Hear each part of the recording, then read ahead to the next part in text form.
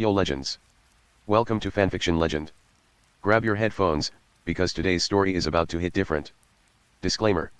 I do not claim ownership of this story. All rights belong to the original creators. Marvel, fighting against Avengers. Page 61. After careful consideration, in order to buy himself more time and a better chance of winning the war, Rory decided to take the initiative and create some trouble for the Avengers first. Since the Avengers became wanted criminals, the fake Rhodes has been hiding in a Skrull gathering place established in the nuclear-contaminated area of Eastern Europe. Before the war begins, the war machine should not appear too early. After President Ross received the information from Rory, he immediately arranged for an investigation into the nuclear-contaminated areas in Eastern Europe, and indeed discovered the problem. That day, the fake Rhodes was planning to talk to the fake Nick Fury about provoking a war. Just as he walked outside, an explosion suddenly sounded not far away. Boom. The fire lit up and raised a large cloud of dust, and screams immediately came from the Skrulls living on the outskirts. However, the first to be attacked were not the Skrulls, but the encirclement and suppression forces sent by Ross, who immediately fought back as soon as they were attacked. Helicopters hovering in the sky, tanks and armored vehicles on the ground, and a group of soldiers armed to the teeth, advancing steadily forward. Enemy attack!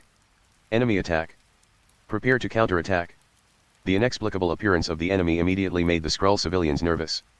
The fake Rhodes ran back to the factory, put on the war machine, flew into the air, and destroyed a helicopter with a micro-missile. Boom. The helicopter crashed to the ground, exploded, and caught fire. Ground armored countermeasures immediately aimed at the war machine and retaliated. There were gunshots, explosions, and screams everywhere. Boom boom boom boom. The AC-130 aerial gunship, which was modified from a Hercules transport aircraft, came to support and circled at a low altitude around the nuclear-contaminated area. The 105mm howitzers and 20mm M61 Vulcan machine guns on the sides of the fuselage madly poured ammunition at the ground. While avoiding the coverage of the fire network, the fake Rhodes flew towards the aerial gunship. When he was about 100 meters away, he immediately launched a missile. Then the war machine immediately turned and prepared to clear the ground armored forces. The AC gunship was hit and retreated from the battlefield with black smoke billowing. The Skrulls' counterattack was extremely fierce, and some of them transformed into humans and infiltrated the team to assassinate specific people. After half an hour of fierce fighting, the military encirclement and suppression forces were completely wiped out. The Skrulls were cleaning up the battlefield, collecting weapons, and gathering corpses for burning. Call out. Fake Rhodes controlled the war machine and landed back in the main building. He opened his mask and said, "We've been exposed. We must find a way to evacuate immediately. Where else can we go? I'd just start a war." Fake Nick Fury walked in and said, "The Skrulls are not in a position to start a war right now. First, disperse our forces and integrate them into human society. It would be best if we could replace the top leaders of the government. Only when a civil war breaks out among humans will we have a chance to control the Earth. How long will it take? It's almost time, the Avengers are gathering their troops." Chapter 78. All distrust begins with suspicion. The special plane landed in Washington, and then a row of special cars drove into the airport, picked up Rory and drove straight to 1600 Pennsylvania Avenue. Of course, Rory doesn't need bodyguards, and the motorcade is just a way for President Ross to show his importance. Rory had seen the presidential residence on TV many times, but this was the first time he had entered it in person.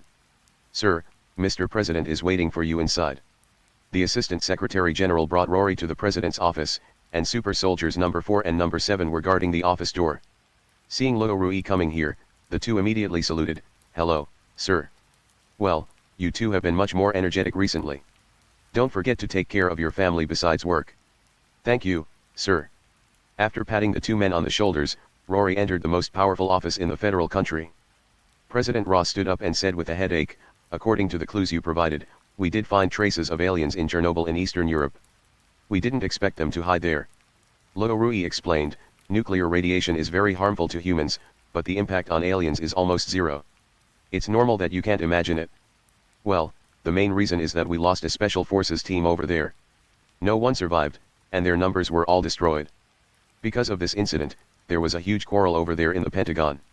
The Pentagon is the office building of the Federal Department of Defense, and almost all the bigwigs of the federal military and politics work there. Although President Ross is not responsible for this incident, it is the first time he has encountered this situation since taking office." Rory fiddled with the small ornaments on the president's desk, and after listening to President Ross's nagging, he spoke. "There's a traitor in the upper echelons of the Federation. It's not that someone betrayed you, but rather that those aliens can easily change into other people's appearances and replace those who originally came to the top. Even memories can be copied.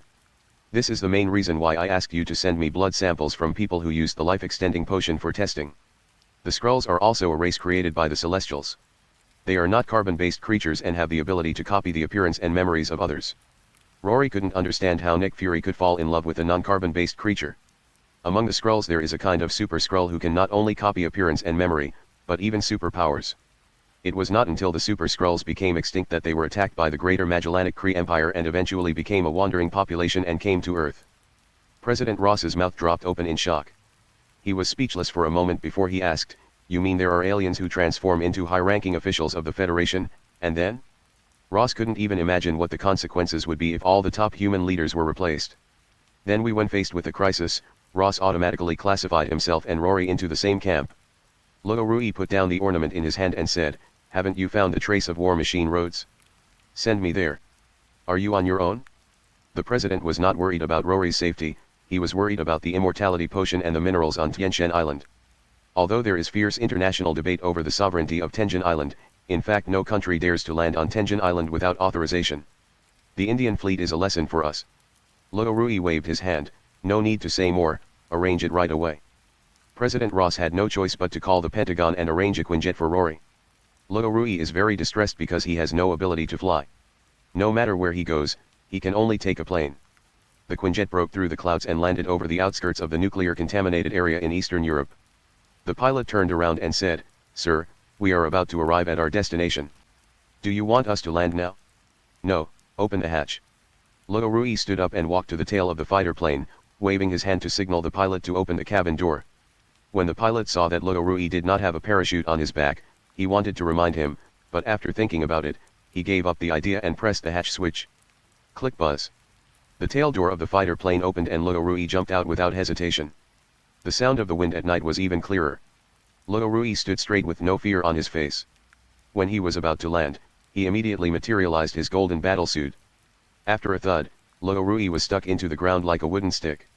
He pulled his calf, which was deeply stuck in the ground, out of the soil, and after determining the direction, he walked towards the gathering place of the Skrulls. Half an hour later, Rory appeared near the Skrull gathering place. Several Skrulls on patrol were gathered together chatting. Rory turned on the video and took the opportunity to sneak in. In the main building of the nuclear power plant, Rory stood on the third-floor ladder and looked at the first floor. There was a long table in the middle of the first floor. Several green-skinned Skrulls were sitting together with two black-skinned ones, studying something. The Avengers will gather Asgardian and Wakanda warriors to attack Rory together. For the sake of Celestial Island's resources, the Federation military will definitely sit idly by, and then the two sides will definitely fight. The dark-skinned Nick Fury tells his plan. "It would be best if we could drop 2 nuclear bombs on Celestial Island and eliminate all the super soldiers and Avengers at once. We can also allow more of our people to infiltrate the upper echelons of the human government." The other dark-skinned Rod also spoke up at this time. "Ross has already run for president.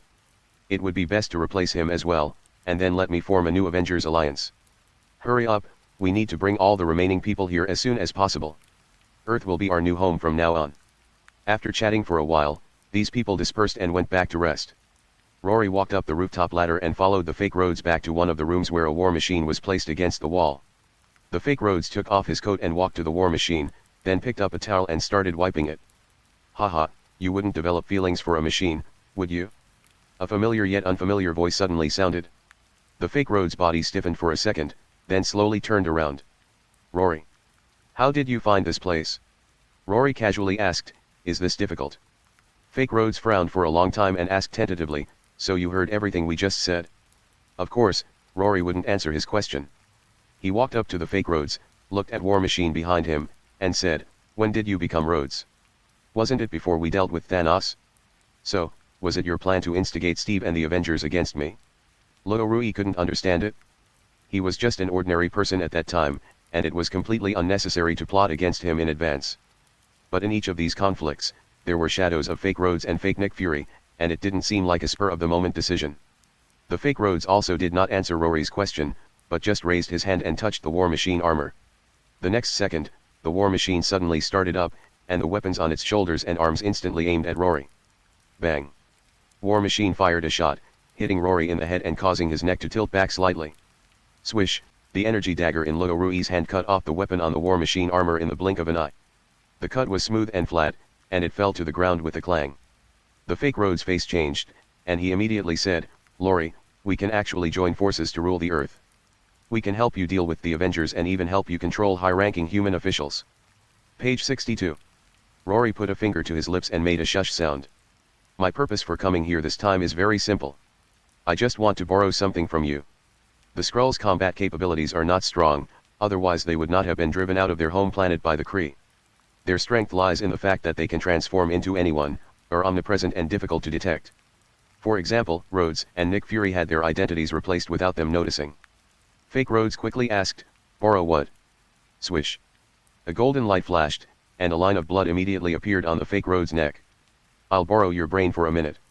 The fake Rhodes' pupils dilated, and after losing his life, his appearance immediately changed from Rhodes to his original green skin. This scene was just recorded by Luo Rui's camera, which he had turned on in advance. Banging.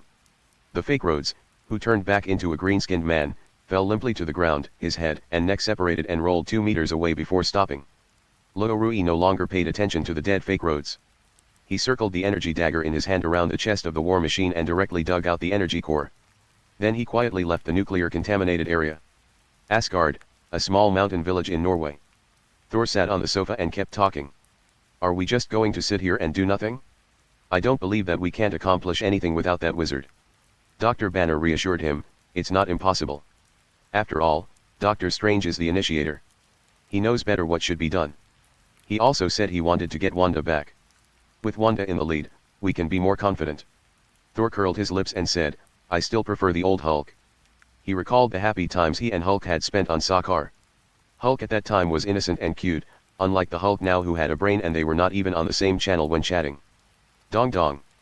Valkyrie walked in and placed a package on the table. "A delivery from New York, addressed to the Avengers. See for yourself." The only Orthodox Avengers present were Thor and Bruce Banner. While Banner was still confused, Thor couldn't wait to open the package. "There is a machine inside." Beep. "Hi, hello fellow Avengers." The machine suddenly turned on, and a holographic image appeared. The person who greeted him in the image was actually Luo Rui. Rory in the video continued to laugh and said, "I know it must be very difficult for all the Avengers superheroes to live in hiding, so I have good news for you.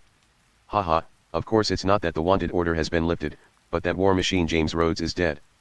Please watch the VCR." The scene changed to Rory going to the Skrull gathering place to look for the fake Rhodes.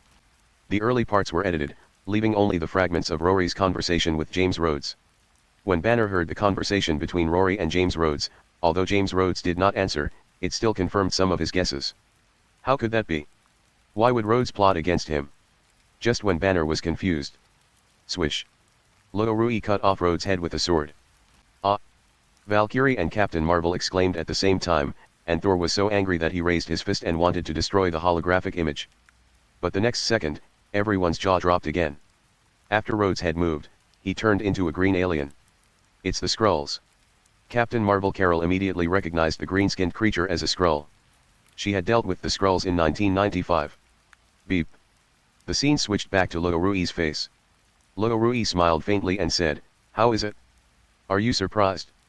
Don't worry, I have more surprising news to tell you. I know exactly what you want to do, and I also know that it's the Skrulls who are instigating this. Their purpose is simply because they lost their home and want to find a suitable planet again. And the even more surprising news is that Nick Fury and some other superheroes are also fake. Ha ha ha ha, you idiots, you've been fooled." Thor clenched his fist and pointed his finger at Rory in the holographic image, saying angrily, "I hate this guy. No matter what the reason, I must beat him up once." Captain Marvel was in no mood to listen to Thor's jokes. Her mind was full of the fact that Nick Fury was fake.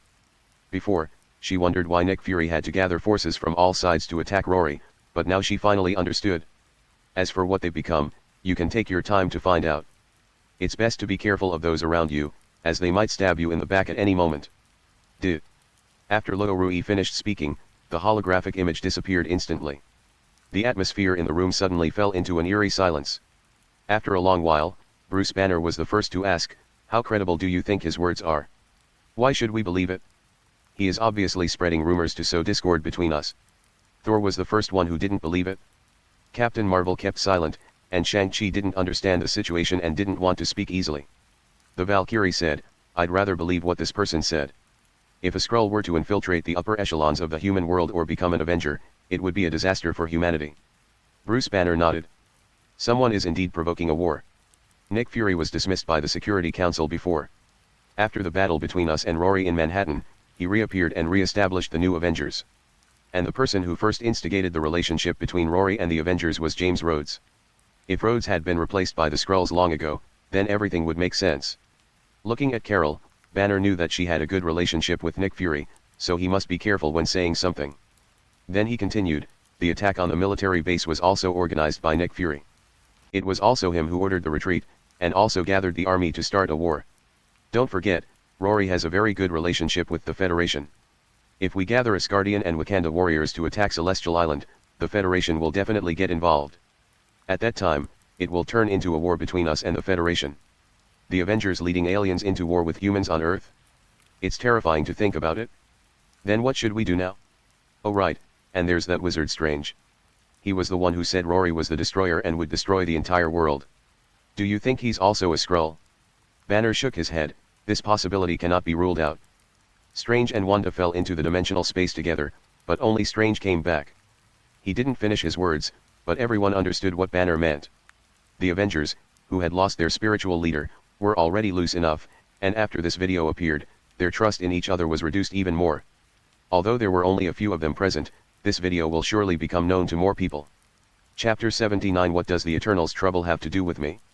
A confidential document of the US federal military was accidentally leaked.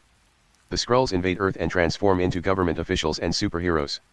Members of the Avengers collude with aliens to overthrow the human regime. At first, no one believed this was true. Most people thought that the United States Federation was maliciously fabricating lies and bluffing in order to gain ownership of the mineral resources on Tien-Shan Island. But with the appearance of a video of the superhero war machine Rhodes turning into a green skin after his death, the wind direction immediately changed. Everyone at the top level felt insecure, protests broke out among the people in various places, and even several geopolitical conflicts broke out. Rory, who was in charge of all this, stayed in Washington for a few days and conducted genetic tests on the members of the Eternal Life Society in turn. Only after confirming that no Skrulls had sneaked in did he take a special plane back to Tien-Shan Island. President Ross watched the plane leave and then drove to the military base laboratory. This used to be Rory's laboratory. After Rory moved to Celestial Island, Ross assigned this place to Angus for use in studying Captain America Steve. Entering the laboratory, besides Angus, there was also Ross's old friend Samuel Stern. Samuel Stern once helped Bruce Banner and used Hulk's blood to create Abomination. As a result, he was slapped by Abomination and his head was broken. He accidentally came into contact with Hulk's blood and mutated. Since then, Samuel Stern has been under house arrest by Ross. The real reason why the current President Ross turned into the Red Hulk was that the previous Ross was dying and needed to take the gamma pills provided by Samuel Stern for a long time. This caused him to mutate immediately after touching the enhanced serum and the Hulk's blood. Now that I have the immortality potion provided by Rory, I naturally don't need to take any gamma pills anymore.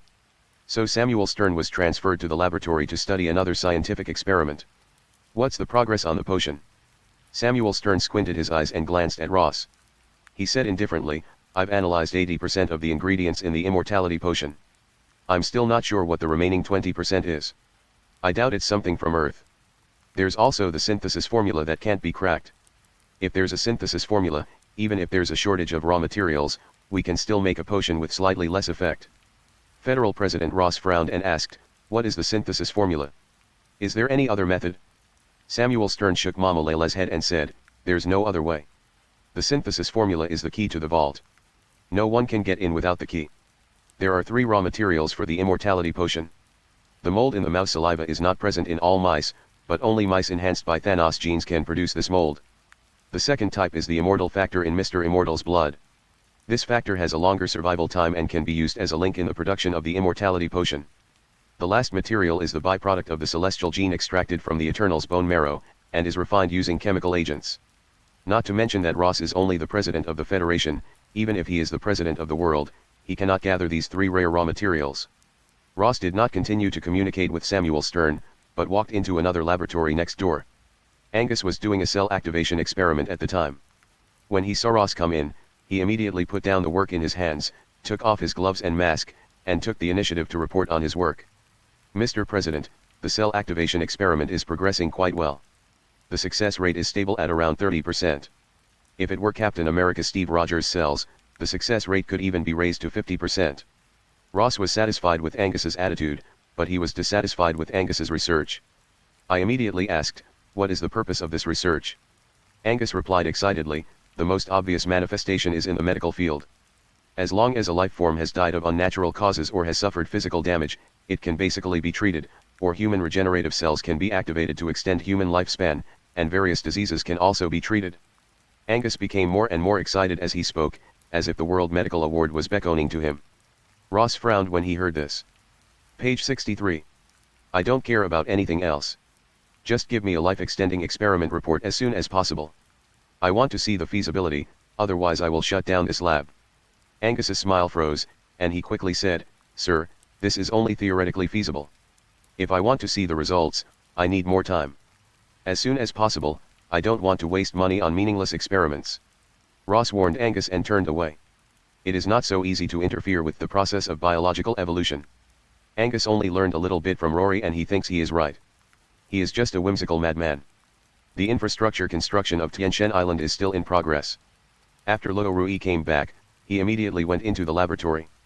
The Skrulls are silicon-based creatures, constructed from completely different amino acids than humans.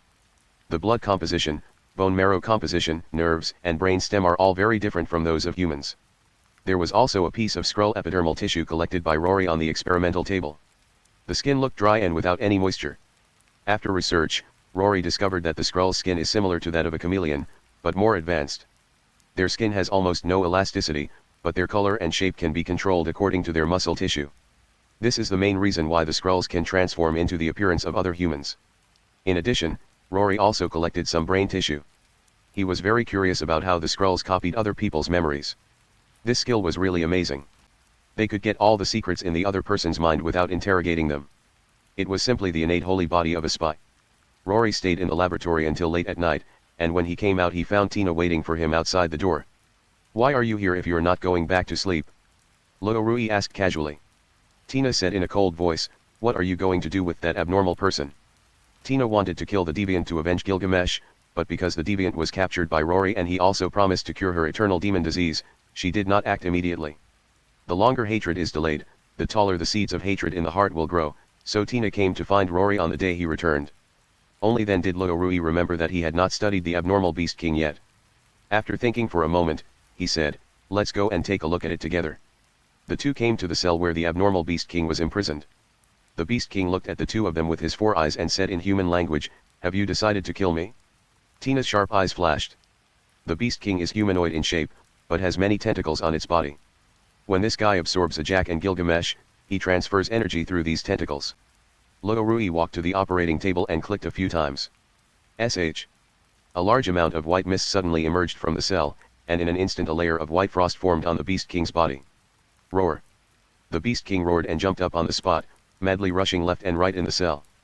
After a few collisions, he slowly stopped. Under the effect of liquid nitrogen, the Beast King's body began to gradually stiffen until he was completely unable to move. However, Luo Rui had no intention of stopping and continued to spray liquid nitrogen until a thick layer of ice armor formed on the surface of the Beast King's body before pressing the stop button. He opened the door and walked in with a set of collection equipment.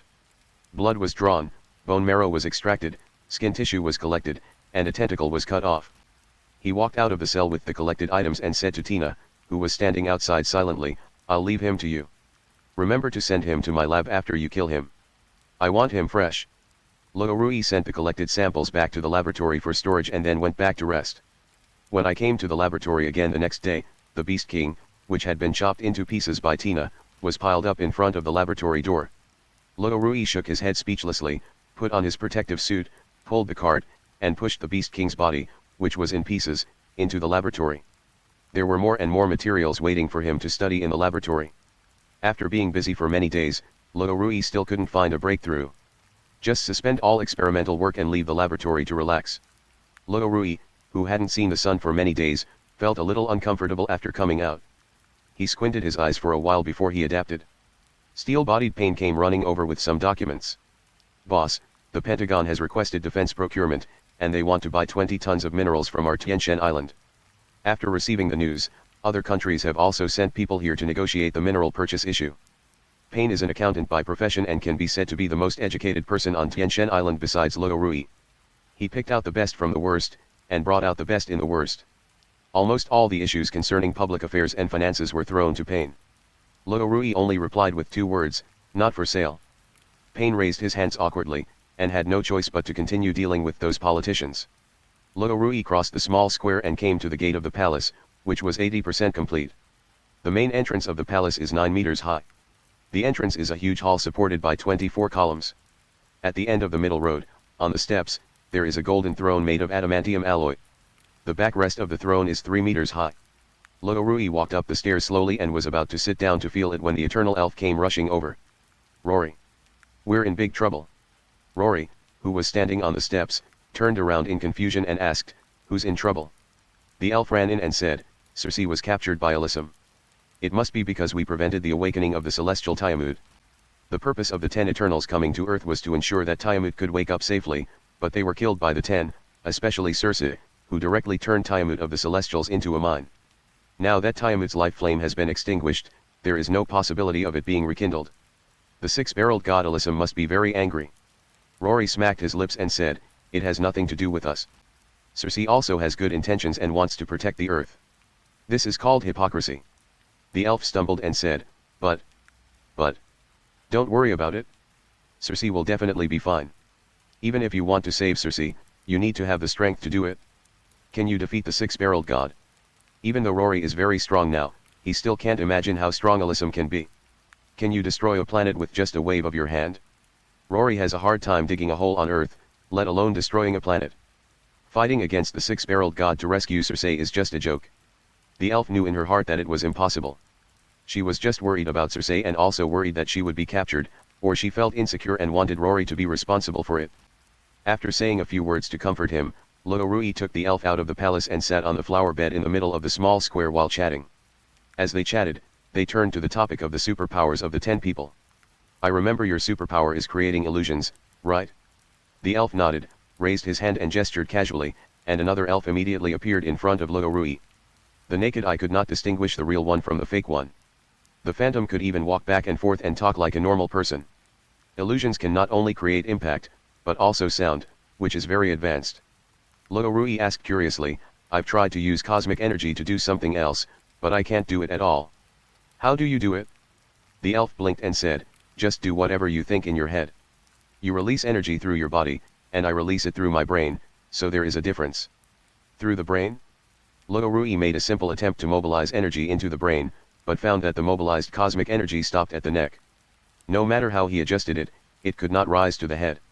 Luo Rui felt uncomfortable because he couldn't solve this problem. He left the elf and ran back to the laboratory to study the problem. Chapter 80, Psychic Theory, Confused Superheroes. Luo Rui sat on the experimental table himself and pulled a bunch of machines to aim at the neck for a full-range scan. At the same time, mobilize the cosmic energy in the body and move it toward the head. Logically speaking, cosmic energy is conducted through the cell membranes in the blood, and blood circulation passes through the brain, so cosmic energy should be able to enter the brain. When Luo Rui mobilized his energy, he felt like there was a valve installed on his neck, and as soon as the energy reached this part, it would be blocked.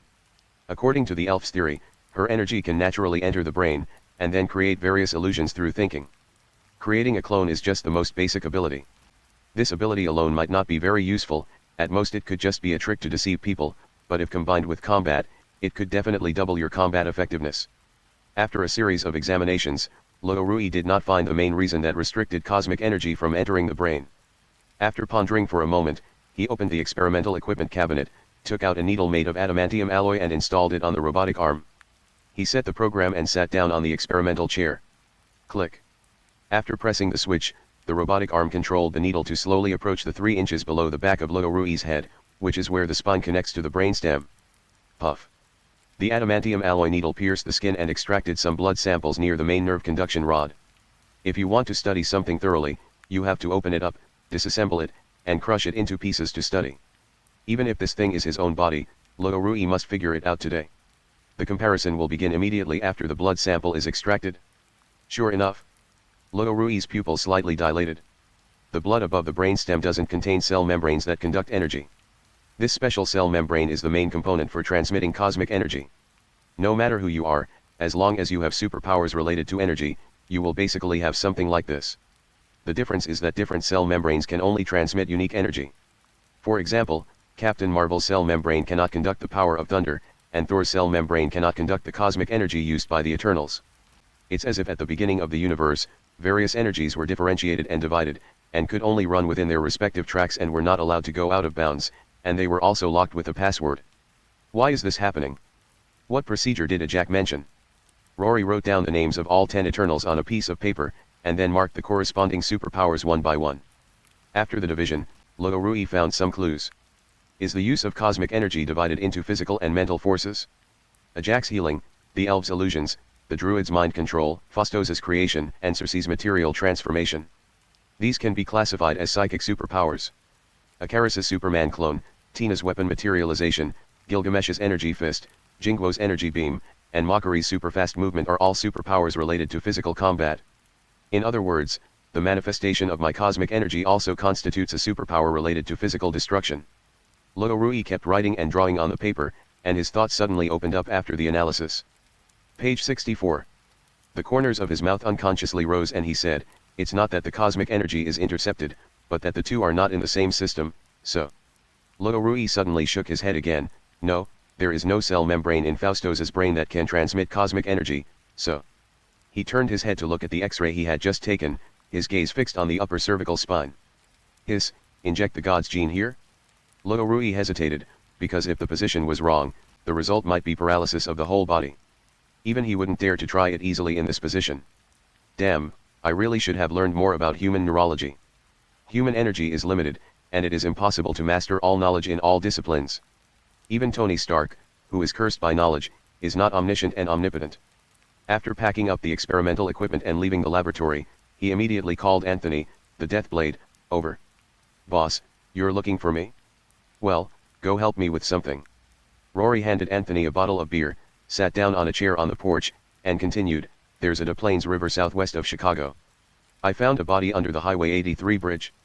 Go and help me bring back the 2 upper cervical vertebrae of that body." Rory originally collected bone marrow from Phastos' lumbar spine and did not notice the difference between the lumbar spine and the upper cervical spine, so he sank it into the river together with Phastos. Under the current circumstances, Rory cannot leave Tien Shen Island easily, so he plans to ask Anthony to make a trip for him. "No problem, I'll leave now." "No rush, I'll go see my family when I get back." Anthony nodded and turned to leave. Although he agreed verbally, he did not hesitate at all. He did not even take his luggage with him and flew directly back to the federal mainland on a special military plane. The reason why he was asked to go was because Rory had to be in charge of the Celestial Island in person to avoid being caught by the Avengers. The original world situation was that Rory and the Avengers were hostile to each other. Rory tied up the federal government and the military to train his own army of super soldiers. In addition, the Avengers did not want to take action against civilians and soldiers, so they were defeated by Rory. The Avengers are famous and have a large number of members. If they want to start a war, they can definitely call on more people, such as Wakanda warriors and Asgard warriors, the Guardian Mage camp, and even the Star Raiders camp can be called to help. If Rory loses his home field advantage, it will be difficult for him to gain an advantage against the Avengers. But now, the Skrulls have also been dragged into the water by Rory, forming a 3-way confrontation.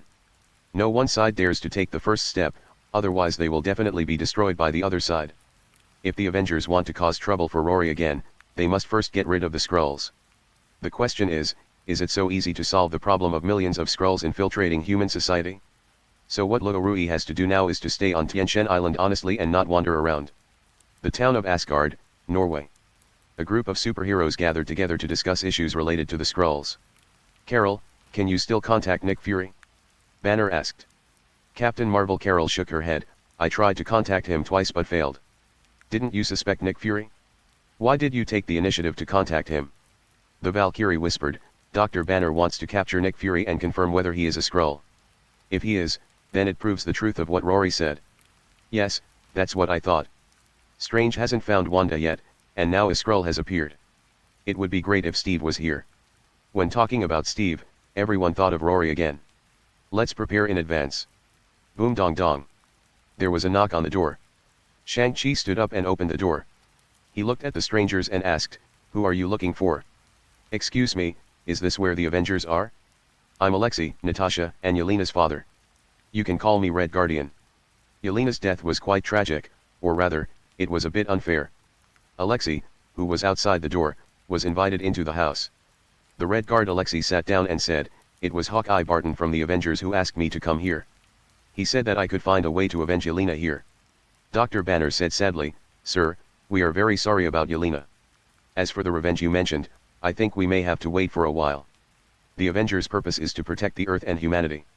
If the Skrulls take advantage of the situation during the war with Rory, it would be a loss for the Avengers. So the most reasonable way is to deal with the Skrulls first, and then turn around to deal with Rory." Alexei nodded and introduced them. "She is Antonia, the master of imitation, proficient in all-round combat. The other is Kate, the heir of Hawkeye." Banner had seen Kate at the Avengers base, but they were not familiar with each other. After a brief greeting, Alexei continued, "Hawkeye Barton said there are still a few people imprisoned in the raft prison at sea. He wants to rescue them and then come back to reunite with everyone." Everyone looked confused and had no idea who Hawkeye Barton was going to save. Valkyrie then spoke up, "I know about this. It's about some New York street heroes, I think their name is Jessica Jones.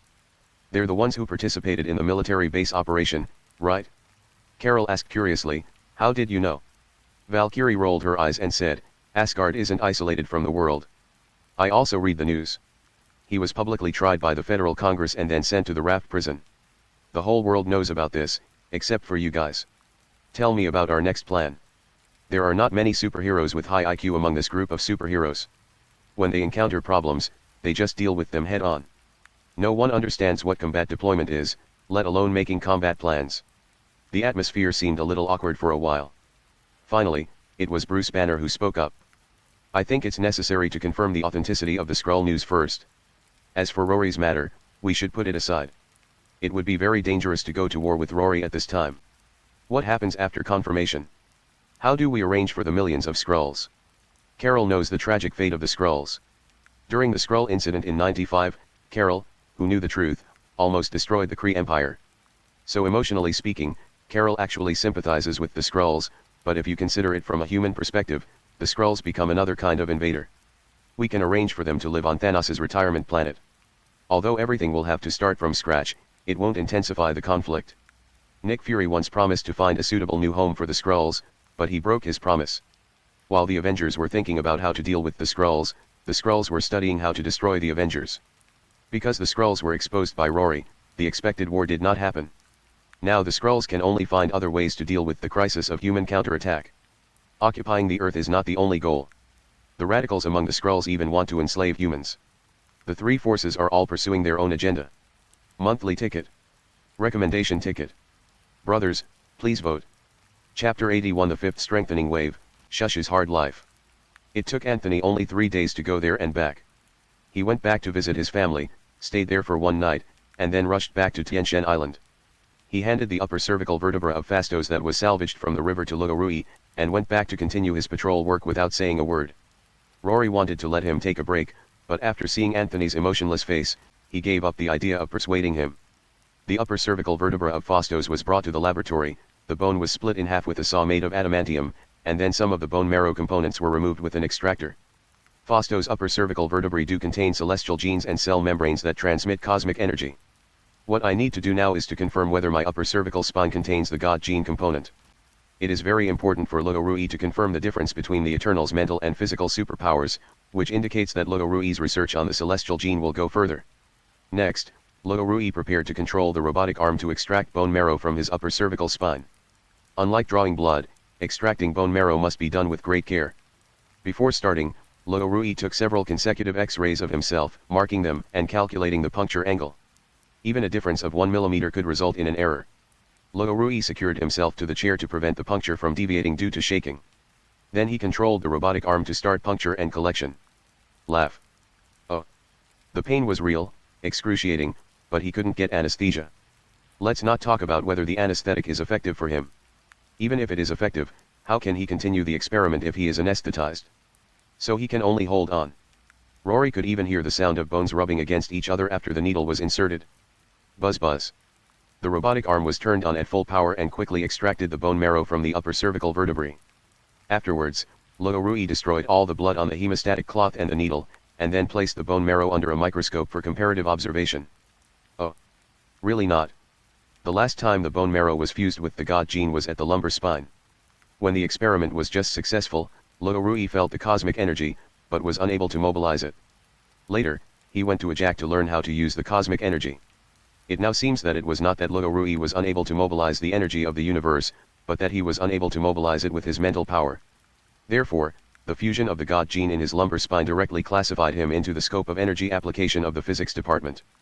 He thought that as long as he integrated the genes of the gods, his entire body would be transformed, and he had never considered that the use of cosmic energy would be divided into physical and spiritual systems. If I fuse the god gene into the upper cervical vertebrae again, will it be rejected? Probably not. Rory shook his head. The denial of the guess was not Rory's own idea, but had a source, which was the abnormal beast king frozen in the freezer. When dissecting the abnormal beast king, Rory discovered a feature: each of the tentacles on the beast king's body was connected to the spine. The beast king also absorbed the energy of Ajak and Gilgamesh through these tentacles. The upper cervical vertebrae and lower lumbar vertebrae of abnormal people contain the god gene and cell membranes for energy conduction, so there is no rejection reaction. According to biological gene sequence theory, abnormal people originated from humans. The method of mutual elimination and genetic law show that Rory will not have any rejection reaction either. Simply put, whether it is humans, deviants, or eternals, they are actually one species. It is because of the intervention of the celestials that they have different evolutionary directions. However, before the experiment begins, Rory still plans to conduct an experiment on mice first. The little white mouse is like Rory's experimental stand-in, and has also been enhanced by Thanos serum. From a genetic perspective, the genetic similarity between Rory and this little white mouse is higher than the genetic similarity between Rory and humans. The little white mouse was lying on the other side of the experimental table watching cartoons on a tablet computer. Before he knew it, he was caught by Rory. Page 65. Zhizzy. Stop yelling. I'll give you something good that can make you smarter. Maybe you can even speak. Squeak. Rory still had a lot of god genes extracted from the bone marrow. It was true that Phostos had used up his, but he also drained the bone marrow of Ajak, Ikaris, and Gilgamesh. First, a base comparison was made on the mouse's bone marrow, and then the appropriate proportion of the god gene serum was prepared. The skin and muscle tissue of mice are about as strong as those of super soldiers, and the needle can easily penetrate the skin of mice. Ah, the little white mouse screamed. Rory quickly pulled out the needle that had been used to inject the god gene, and then placed the mouse on the experimental table for all-round data observation. Puff. The little white mouse's tail suddenly became very long, at least half a meter long. It swung twice and hit the metal table, then retracted the next second. Squeak. The little white mouse drooped its eyelids, and after a few seconds, its entire body began to grow longer and thicker, and became covered with fur like a dumpling. No humanoid changes have occurred, and the genes are evolving synchronously, heading towards animalism. So, abnormal people contain animal genes, so they evolve towards wild beasts? The tail is very similar to the tentacles of the deviants. There's no significant difference in my physical data, but my brain activity is still increasing. It's reached its peak and is now declining. At this time, the little white mouse looked chubby, and even with its 4 legs standing straight, it still looked like it was lying down, and its flexibility had decreased a lot. Squeak squeak. Blood and bone marrow samples were then collected from the mice. The little white mouse, feeling pain again, turned and stared at Rory, with an angry look in his eyes. Rory felt that it was cursing, and the curse was extremely harsh. Okay, go watch your cartoon. Rory picked up the soft and tender little white mouse and threw it in front of the tablet computer. The little white mouse waved its paws, as if expressing dissatisfaction. Seeing that Rory ignored it, it continued to watch the cartoon with relish. Rory returned to the experimental equipment and analyzed the blood samples and bone marrow of the mice. It appears to contain an energy-conducting cell membrane, but it cannot observe cosmic energy. Perhaps it doesn't know how to use cosmic energy yet. Both the upper and lower spines possess the celestial gene, and there is no rejection reaction. The bloodline of the little white mouse is definitely the most bizarre in the world. It has the bloodline of the Eternals and an almost infinite lifespan, but it has not evolved into a human-like or beast-like state and still maintains its existing biological form. This is good news for Rory. What Rory fears most is that his body will undergo unknown changes after being strengthened. After all, it's human aesthetics, and he doesn't want to become something weird. The God gene serum has a 36% compatibility ratio, 13.25% amino acid composition, 1 nutrient, 5 inhibitors, and 1 gene suppression agent. Rory didn't intend to wait any longer and decided to inject the divine potion into his upper spine now. In order to avoid accidents, Rory also took various safety measures for himself. Beep. Press the laboratory closing switch to lock the entire laboratory. Then Rory poured himself into an iron box made of adamantium to prevent himself from going crazy and destroying the laboratory. Turn on the video and start recording the experimental process. If someone loses consciousness during the process, Rory can review the video later to see if any unknown situations occur during the enhancement. Time, 23:02 AM on the 39 RD Rory's 5th enhanced test. Title, Injection of the Spiritual God Gene. Conducting cosmic energy through the membranes of the brain's neural rods to achieve brain energy utilization. The brain topic can be said to be the ultimate topic in the biological field, and it is not as simple as slice research. From the formation of the first consciousness of right and wrong, to learning to count, and then to today's known things and thought topics, the human brain relies on the lump of meat in the brain.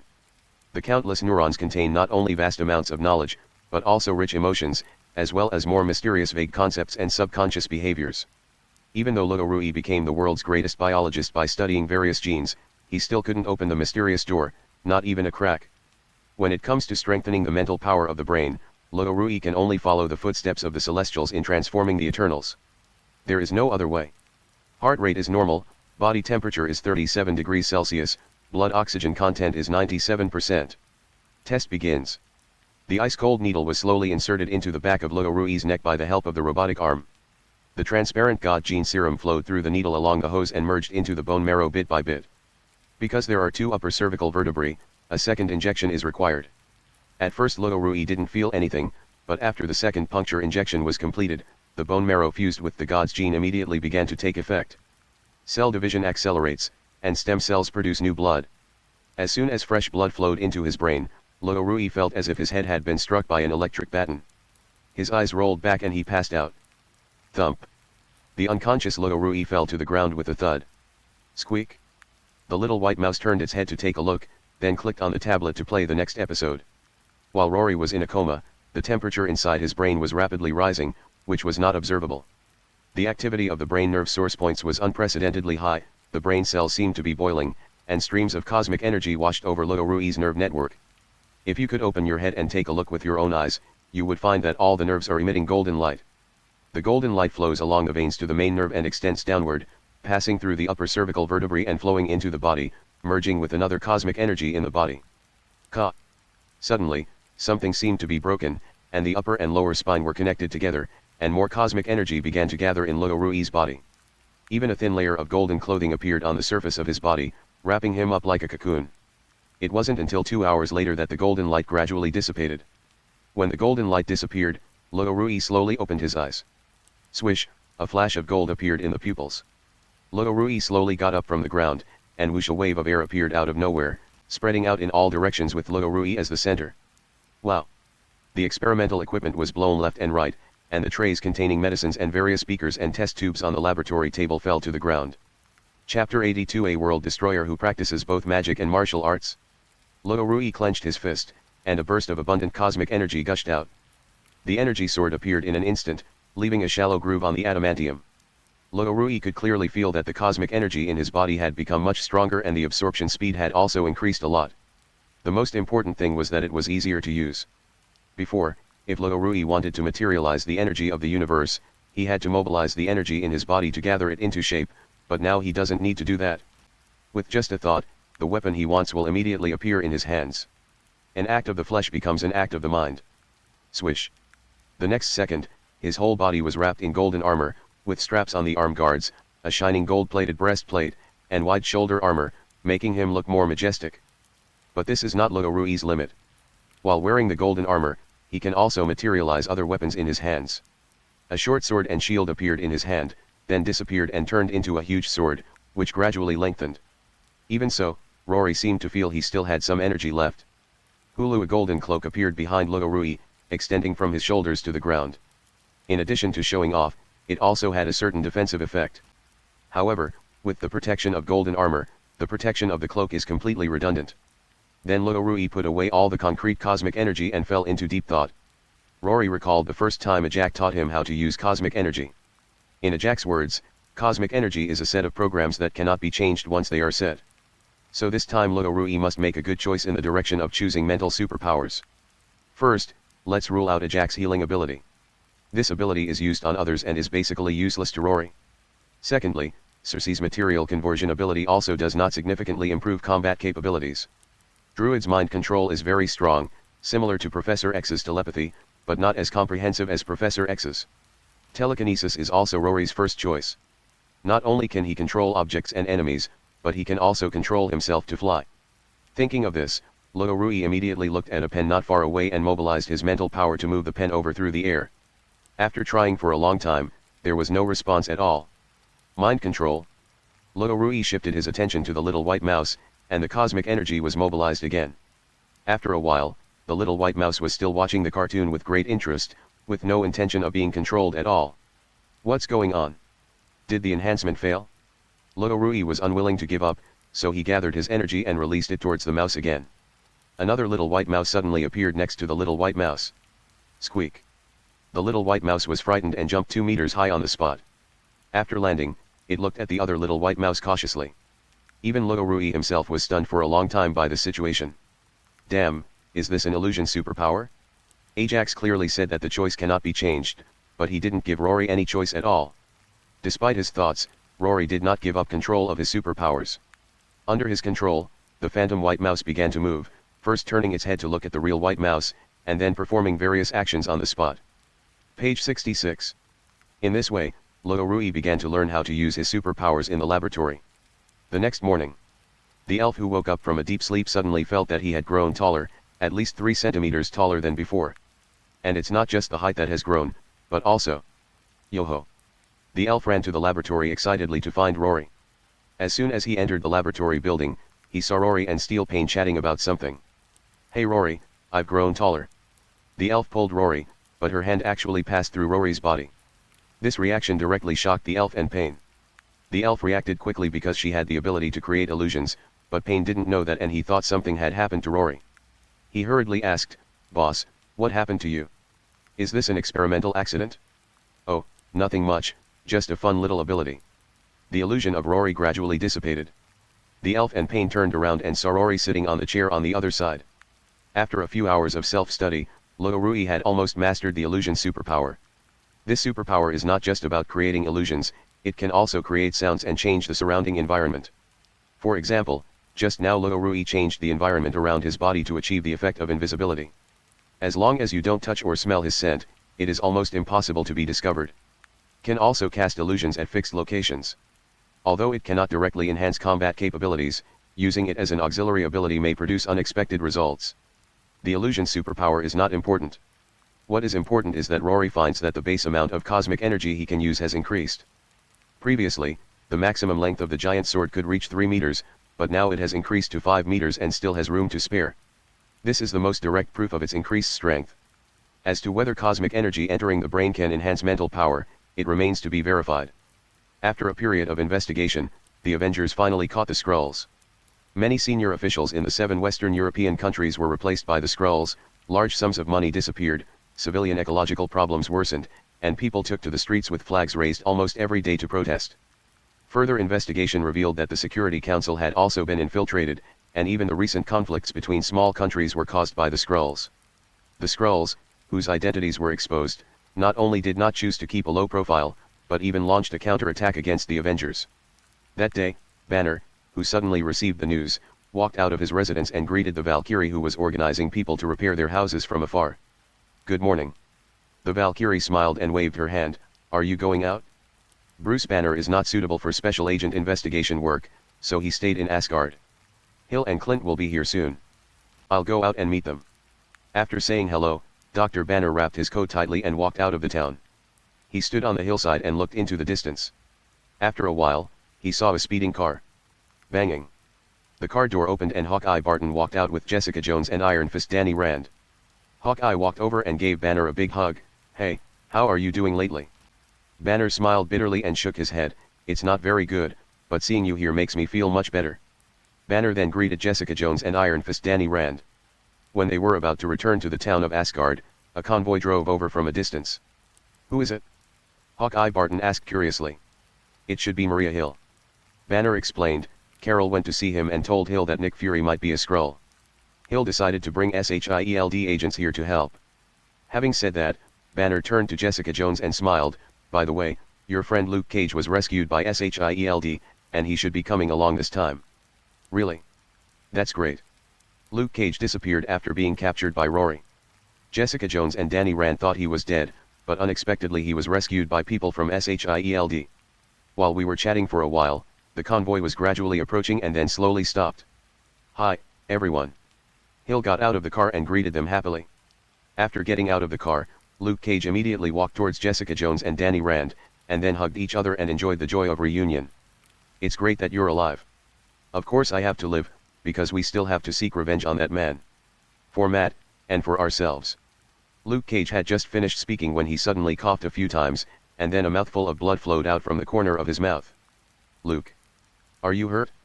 Maria Hill walked over, an apologetic look on her face as she said, he's got a mutated virus in his system. We've had medical experts examine him, and they're rapidly destroying his body. Unfortunately, with current human technology, there's no effective treatment. How could this be? Danny Rand looked at Luke Cage in shock. Luke Cage shook his head, it's okay, no need to feel sorry for me. Jessica Jones asked aloud, did that guy do this? Luke Cage nodded, he used my body for various experiments, maybe that's when he poisoned me. In addition to Hill and Luke Cage, there were dozens of SHIELD agents who came with them, and the car was carrying various equipment. Banner said, let's go back first. Asgard is being rebuilt, you can choose a place to work. The arrival of SHIELD and the Avengers was supposed to be a happy occasion. As a result, an accident happened that night. Because Luke Cage didn't have much time to live, Jessica Jones drank a few more glasses of wine at night. After drinking too much, she wanted to go out for some fresh air and relax. After walking a few steps, she found a body lying in the alley between two houses. Jessica Jones immediately went forward to check and found that it was a SHIELD agent who had just arrived today. With her many years of detective experience, she could confirm that this was a murder. He stood up and immediately shouted, someone come. Someone come quickly. The call spread and soon some people gathered around. I just came out of the house and saw him lying here. He was already dead when I came over. From what I can see, he must have been killed by a blow to the throat. What's strange is that he drew a mark on the ground before he died. Maria Hill squatted down, lifted the dead man's wrist and looked at the mark on the ground. After a moment, she said in a deep voice, let's go back and talk. The group arrived at the town's chapel. After the door closed, Hill spoke up, we're in trouble. Skrulls have infiltrated Asgard. What? How do you know? Hill explained, the person who died was my assistant. The symbol he drew was a SHIELD archive classification mark, representing the Skrull archives from Close Encounters of the Third Kind, which began in 1995. Captain Marvel Carol also spoke at this time, yes, the Skrulls appeared on Earth in 1995. Before that, the Skrulls were hiding in outer space outside the Earth, and only one Skrull transformed into Dr. Wendy Lawson and infiltrated the Earth to study the Lightspeed engine. So it is true that the Skrull files were established when Captain Marvel Carol returned in 95. Is there any way we can find the Skrulls? Hill shook his head. Unless they're dead, it's almost impossible to find them. Even DNA testing is difficult. Hill paused, looked in Banner's direction, and continued, SHIELD has discovered that Rory possesses a method for verifying Skrulls. The Eternal Life Society, formed by the Federation's top brass, uses this method for verification. Dr. Banner, what's your take? Dr. Banner was silent for a moment before replying, I can only say you can try, but I can't guarantee whether it will succeed. Dr. Banner, you are the smartest scientist in the world. If Rory can do it, then you can do it too, right? Banner smiled bitterly and shook his head, I'm not an expert in genetic engineering. Rory is the world's top biologist. Bruce Banner holds 7 doctorates, but none of them is related to biology. Chapter 83 When you are rich, even your enemies want to be your friends. The Skrull invasion of Asgard immediately put the Avengers on edge. Although no one said it, everyone was wondering who the Skrulls had become. Although they appear to be friendly with each other, in reality, they have an inexplicable layer of defense in their hearts. While the Avengers were investigating the Skrulls, Rory was also investigating the Skrulls. Luo Rui's investigation method was simple and crude. He sealed off Tianchen Island and then checked the blood of everyone on the island. After the Skrulls transform, their genes also have the ability to camouflage. When they are shot in human form, the blood they bleed is red. When they are green-skinned, the blood they bleed is purple, so it is difficult to detect it with a simple blood test. But disguise does not mean truth, and it cannot escape Luo Rui's eyes. By using a modified gene suppression potion, Rory can distinguish between human genes and Skrull genes. As long as the gene sequence is not higher than that of mice, it will return to its most original state after suppression. The single-cell nucleus of human genes is not complex, but the silicon-based Skrulls are different. Their cells are single-cell with 2 nuclei. After a thorough investigation, he actually managed to capture a Skrull. Neither a civilian nor a worker, this guy is actually hiding in the super soldier team. Rory called Anthony and ordered, "Catch the man for me, preferably alive." "Okay sir." Deathblade Anthony took 2 soldiers and headed straight for the dock. The dock has been closed recently and no one is allowed to land on the island. This Skrull has become a super soldier to guard the dock, perhaps with the purpose of welcoming more Skrulls to land on the island of the gods. "Catch this man and take him to the doctor." Anthony pointed at one of them with his intact hand. Before anyone else could react, the transformed Skrull got up and ran away. Page 67. He dodged the blockade of a super soldier, stood up and jumped high, jumping towards the speedboat moored at the dock, trying to escape by boat. This imposter should be a Skrull warrior. His superior physical fitness allowed him to draw an arc in the air. Just as he was about to land on the speedboat, a faster figure flashed past him. Swish. The sharp blade slashed across the Skrull's leg. Boom. Anthony and the Skrull landed on the speedboat at the same time. Thump. The Skrull's body tilted and fell down, and one of its legs was cut cleanly and fell to the side. Anthony pulled a handkerchief from his waist, wiped the blood off the adamantium blade, and then slowly put it back into his arm. "Humph, do you think you can escape?" The opponent waved his hand and said, "Take him away." 2 super soldiers jumped onto the ship and took the severed leg to Rory's laboratory. There are 2 forbidden areas on this island. One is the palace that is about to be completed. It is a symbol of status, and the golden throne belongs to Rory alone. The other is Rory's laboratory. Apart from Rory himself, only the chubby little white mouse can enter and exit freely. The Skrull with one leg chopped off was brought to the door of the laboratory. Rory, who was waiting there, took out a collector and collected samples from the Skrull. Then he asked, "What is your purpose in coming to Tianshan Island?" The Skrull with a broken leg had turned back into a green-skinned man and replied while lying on the ground, "The Skrulls want to cooperate with you. We can fight the Avengers together. That fake Rhodes has already told me this. Come up with something new." "You killed him?" The Skrulls were shocked. The death of the fake Rhodes led to the exposure of the Skrull's identity, but unexpectedly, the culprit was actually Rory. "Why do you want to?" The Skrull looked at Rory with a puzzled look. Rory said disdainfully, "Rod wants to sow discord between me and the Avengers, and even plant spies in the upper echelons of the Federation, hoping to provoke a world war and then seize the opportunity to control Earth and enslave humanity. Haha, I can only say that you Skrulls are too naive." Rory revealed the Skrull's entire plan. "Anything else to say? I'm leaving without you."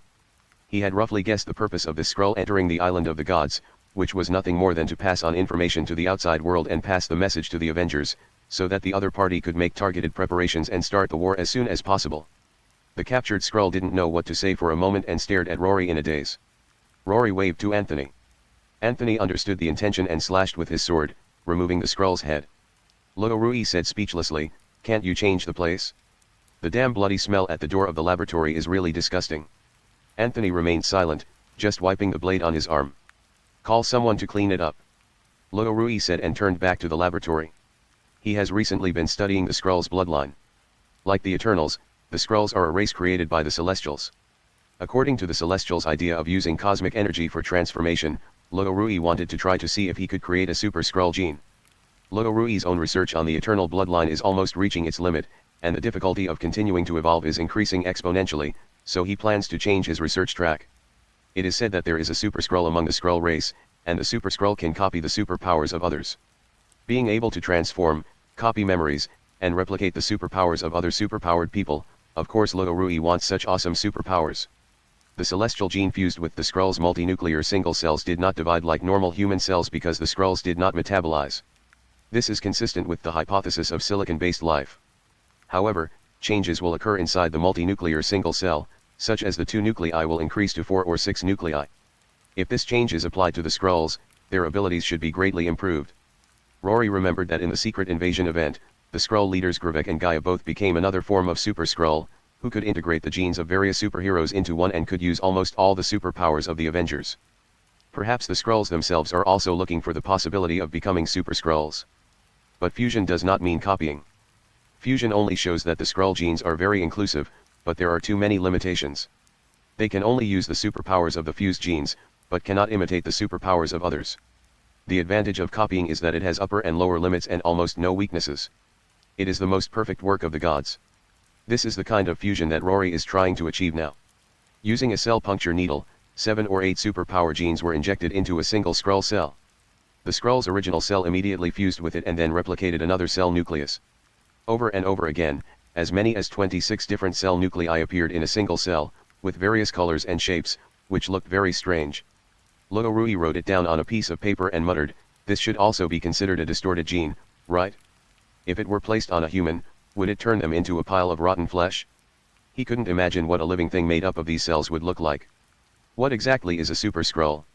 Do they have to become silicon-based life forms? The Andromeda Skrull Empire has been destroyed, and there should be no written records. However, since the Skrull leadership has conducted research in this area, it may be possible that they know the secret of the Super Skrulls. Rory also thought of a possibility. The use of all superpowers requires energy. Since the Skrulls were created by the Celestials, they must need a supply of cosmic energy. But the Skrulls nowadays don't know how to use cosmic energy. Have they degenerated? If they were given the ability to harness cosmic energy, would they eventually become Super Skrulls? "Doctor, a Wakandan who calls herself Okoi wants to see you. She said she wants to talk to you." Not long after Rory returned to his residence, Payne came to report the situation. "General Okoi. What is she doing here?" Rory was curious. "Tianshan Island has been closed recently, and no one is allowed to enter or leave. Communication can only be done through the federal fleet that protects the outer perimeter." Payne shook his head. "She only said she wanted to see you. She didn't mention anything else." Rory thought for a moment and said, "Bring her here." Just as Payne was about to leave, Rory asked again, "How's things going at the mine?" Tianshan Island is divided into 2 parts. One part is the palm of the Tianshan clan, which is the town currently under construction. The laboratory and the center are all here. Another part is the heads of the gods, who are mainly responsible for mineral mining, and Bronsky is responsible for security issues. Bronsky also has a special team under his command. They are not responsible for mining, but only for deep exploration. Their purpose is to dig through the skulls of the gods. What Rory asked about was the progress of this brain-digging team. Payne replied, "The progress is quite good at the moment and we expect it to be completed in 15 to 18 months. Adamantium is not so easy to dig." Rory waved his hand and returned to the kitchen to continue preparing his dinner. A few minutes later, Payne returned and brought General Okoi of Wakanda with him. This woman had a signature bald head, and her skin was so dark that Rory couldn't even see where she was if it weren't for the street lights outside the house. Rory came to the small table on the porch with a plate of seafood and 2 bottles of beer.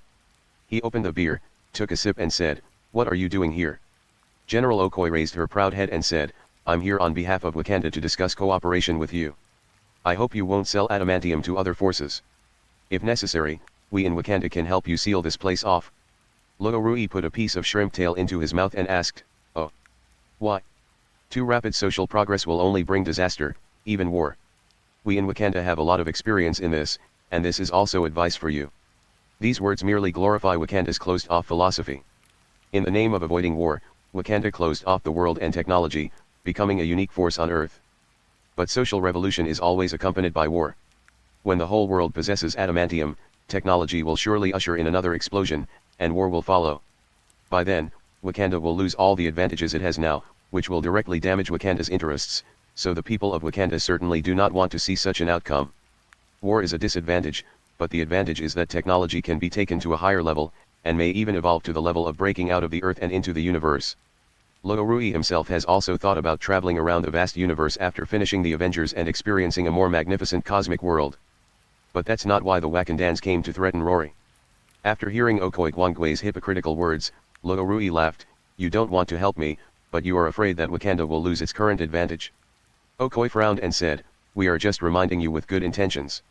Rory wiped the oil off his hands, picked up the beer and said, "This is my territory. Put away your annoying arrogance and don't act like I owe you anything. Also, if we're talking about cooperation, let's talk about it. Put the pros and cons out in the open, don't just promise me empty promises." Okoi was a general in Wakanda and was already accustomed to this way of communication. Just as he was about to respond forcefully, he suddenly remembered Rory's impressive record, and immediately gave up the idea of arguing. "Wakanda is willing to share its technology with you, but Wakanda must participate in the development of adamantium minerals." "Haha." Rory sneered, "You guys really have the guts to think that? You can't have forgotten about the Black Panther Chatra attacking me so quickly, right? Now you're trying to cooperate with me again. Do you really think I'm easy to bully? Black Panther participated in the attack on Rory twice. Although his role was insignificant, it does not mean that Rory will let him go. Okoye didn't expect Rory to be such a stubborn person, so he asked in a deep voice, "Do you want to go to war with Wakanda?" Ha! Luo raised his head and laughed, "You think I'm afraid of war?" Then he took 2 steps forward, walked up to Okoye, looked down at his dark face, and continued, "I saved the earth, and I was the one who killed the gods. Of course, these properties belong to me, and no one can tell me what to do. The Federation can't do that, and the Avengers can't do that either. What the hell are you, Wakanda?" There is never any change in the expression on Hanyo's face. She won't turn red when she is shy, and she won't turn pale when she is scared. When Okoye heard Rory pointing at his nose and cursing Wakanda as a piece of, his face was filled with shock and anger.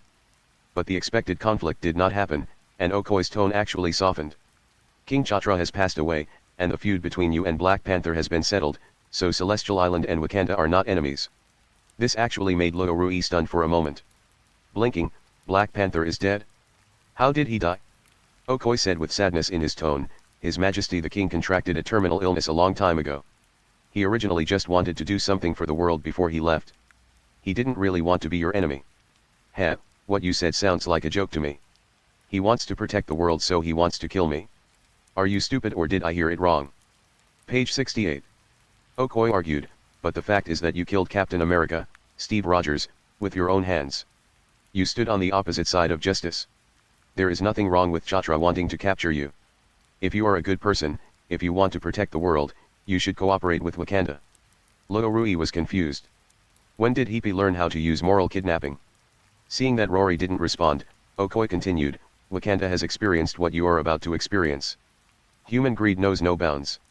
Adamantium is a precious resource. If it falls into the hands of those with ulterior motives, war is inevitable. Wakanda values vibranium more than life itself. Just because a small piece is lost, this high-tech tribe can hunt down thieves all over the world. Now they not only want to control vibranium, but also adamantium. If they wanted to rule the world, Luo might be able to understand it, but the fact that they just stayed in the mountains and refused to come out was the weirdest of the weird." Luo said speechlessly, "Okay, you don't need to lecture me. What to do with the resources of Tien Island is my own business. If you really want to meddle in my business, I suggest that Wakanda take in those homeless Skrulls. Maybe they can understand what you are saying." The first contact with Wakanda ended in a bad mood. The main reason is that Rory doesn't want to cooperate with the high-tech tribe. His goal is always the stars and the sea, not guarding a mountain of gold and daydreaming all day like Wakanda. Chapter 84. The sacred timeline has gone astray. Bruce Banner called Strange, and the wizard named Wong immediately opened a portal to take Banner to Camartage. In the ancient and fragrant house, Strange and Banner sat opposite each other and drank tea. Banner asked with concern, "How is your arm?" Strange shook his head, "Unless we have the time stone, or use forbidden magic, this is the only way." After saying that, Strange shook the shoulder where he had lost an arm. Luo's sword strike was fast and fierce. It was also his fault that he was not well trained and had not learned the essence of the sword of Vishanti. Otherwise, he would not have been cut off by Luo's sword and lost an arm. After drinking a cup of tea, Strange took the initiative to ask, "You contacted me to ask about Wanda, right?" Banner nodded. Strange replied, "I haven't found Wanda yet. The alternate dimension is different from reality. To us, a long time has passed, but to Wanda, it may only be a moment. It will be very difficult to find her at a different time point. In terms of strength, Wanda is almost a little stronger than Strange, but during the Battle of New York, he took advantage of the dimensional space and temporarily locked Wanda. And he was able to come back because he had the help of the Supreme Sorcerer from other parallel universes, otherwise he would definitely be trapped in the dimensional space like Wanda." After chatting for a few sentences, Bruce Banner asked the questions in his heart. "Doctor Strange, do you think it's possible for us to go back in time, bring back the Infinity Stones, and then use their power to defeat Rory? This method is the simplest and most convenient method Bruce Banner can think of, and the Avengers have experience in this area. Rory's strength seems to be changing every day. The Avengers encounter a stronger Rory every time they take action. If this continues, who knows how terrifying Rory's strength will become." When Strange heard this question, he shook his head in denial without even thinking. Explained, "It's impossible. Let's not talk about whether we can get the Infinity Stones as easily as last time. Even if we get them, we can't bring them back." "Why?" Banner was puzzled. He was able to bring it back last time, so why not this time? Strange waved his hand, and a beam of light appeared between him and Bruce Banner. Dr. Banner knew that this ray represented the timeline, as Ancient One in 08 had explained it to him. Strange flicked his finger, and a branch emerged from the timeline. We all originally lived on this main timeline, but Rory's appearance changed the course of history, resulting in a branch. We are currently on this branch. As you said, if we go back to look for the Infinity Stones, we have to return to the main timeline from this branch, but the Infinity Stones no longer belong to this branch. If I continue traveling through time with the Infinity Stones, I'll probably end up in the future of the main timeline. But the problem is that there's no Rory in the future of the main timeline. Do you understand? Bruce Banner nodded.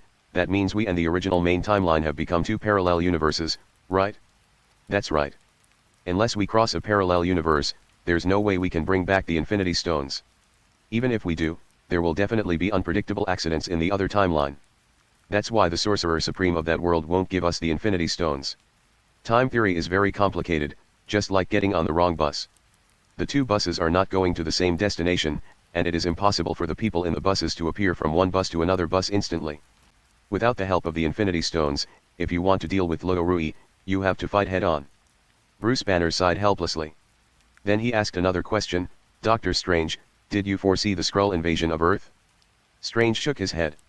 To predict the future is to accurately predict it without changing the course of history, just like when we defeated Thanos. But now it's different. What's different? Is it because of Rory?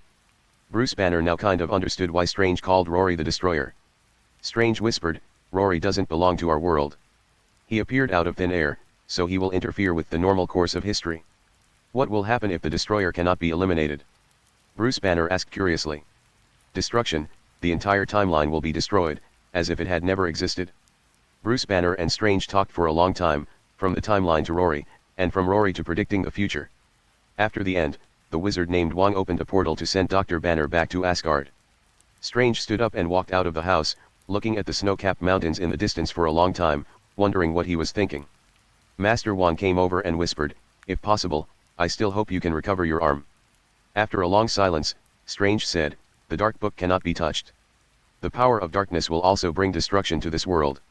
Turning to look at Master Wong, he continued, our world is already very fragile. Even the slightest disturbance will lead to catastrophic destruction. On the other side, Bruce Banner felt that something was wrong in the atmosphere as soon as he returned to Asgard. Everyone came to the street and looked at the hillside in the distance. Across the hillside was a steel torrent consisting of a military convoy. Bruce Banner walked through the crowd to the front, stood next to Valkyrie and Maria Hill and asked, what's going on? It was the Federation's overseas troops who passed the Security Council's action resolution on the grounds of violating the Sokovia Accords. The Federation wants to bring all SHIELD members back to the mainland for trial. Maria Hill explained the current situation. This problem is really tricky. Neither the Avengers nor SHIELD can take action against civilians and the military. If a conflict breaks out between the two sides, it will confirm the accusation that the Avengers colluded with the Skrulls to rebel against Earth. A few minutes later, a military Humvee slowly drove into the town of Asgard, and a colonel and a senior federal official got out of the car. The officer straightened his uniform and walked up to the group, saying softly, Ms. Seraph and I represent the federal government. We're here for one purpose, to bring back all the SHIELD members. I can give you an hour to prepare. Maria Hill didn't want to burden others, and just as she was about to speak, the Valkyrie beside her spoke first. They are free to go wherever they want. Now that they are in Asgard, they are our guests. I must ensure their safety. This is our Asgardian way of hospitality. If we encounter a threat, we Asgardians will not fear war. The Valkyrie counter-threat was neither salty nor indifferent. Although the Asgardians have lost Asgard, they still have a natural sense of superiority when facing humans, excluding the Valkyrie, but the Valkyrie will not willingly be threatened. The disdain for the school officers and senior federal officials can be seen on the faces of the Asgardian people. Seraph, a senior official behind the school officer, came over and said, so, we are not your friends from Asgard, right? Don't forget, you Asgardians are just a group of refugees. It is Earth that provides you with a habitat. This sentence instantly angered the people of Asgard. Some shouted and cursed, while others drew their weapons and wanted to fight. Valkyrie raised her hand, and the noise immediately disappeared. Friends of Asgard don't come to visit with armies and weapons. Senior official Seraph sneered, it seems we can't reach an agreement. We'll only give you 1 hour to consider. Any longer, and our army will raze Asgard to the ground. Then, looking at Valkyrie, he added, Never underestimate humanity's resolve. After making the harsh remarks, the colonel and senior federal official Seraph turned back to the military Humvee, turned the car around and left the town of Asgard. Valkyrie turned around and clapped her hands. All right, everyone, go away. After calming the people down and letting them disperse, Valkyrie took Maria Hill and Bruce Banner back to her village chief's office. After sitting down, the Valkyrie said directly, Hill, you stay here with peace of mind. Asgard will protect you. Maria Hill shook her head. We can't let SHIELD cause a war between Asgard and the Federation military. Besides, the most important thing right now is to investigate the Skrulls' invasion plan. Dr. Banner advised, Hill, the top federal officials are now in cahoots with Rory. It will be very dangerous for you to go back. If they stay, there is a high possibility of conflict breaking out, and the media will definitely report that S.H.I.E.L.D. and the Avengers are helping aliens conquer the Earth. If he goes back, S.H.I.E.L.D. might very well disappear, and Maria Hill might be imprisoned. Moreover, the Federation taking away SHIELD must be just the beginning. They may ask for the handover of other Avengers later. The Federation is testing their bottom line. No matter what choice is made, it will be disadvantageous to SHIELD and the Avengers. Maria Hill was silent for a long time before saying, I will go back alone, and I will leave the S.H.I.E.L.D. members in your care. If I have the chance, I will find out the intentions of the federal leaders. If it's the Skrulls who are behind this, we can just follow the clues. If it's Rory and the Federation leaders who are behind this, then I'm afraid we have to prepare for war. Maria Hill intends to sacrifice herself to resolve this crisis, and she has some connections and hidden agents in the Federation, so she can take this opportunity to investigate internal problems within the Federation's top leadership. After a moment's consideration, Valkyrie said, I respect your personal opinion. I can guarantee that your people will be absolutely safe here. Now is indeed not the best time to start a war, whether with the Skrulls or with the Island of the Gods. Thank you. Maria Hill thanked her and stood up to leave the village chief's office. After going back to pack up, she left the town of Asgard. Driving to the army outside the town, Maria Hill got out of the car and came before the colonel and senior official Seraph. Why only you? We want all the members of SHIELD, Seraph asked with a frown. Maria Hill laughed and said, they won't go with you. Besides, they are just low-level agents in SHIELD and don't know much. Seraph frowned and asked, don't you understand what I'm saying? Maria Hill chuckled, raised her arms, and said, you can choose to take me back and report to the envoy, or start a war immediately. It's up to you to decide. Seraph thought deeply for a long time, then waved his hand and said, take her back.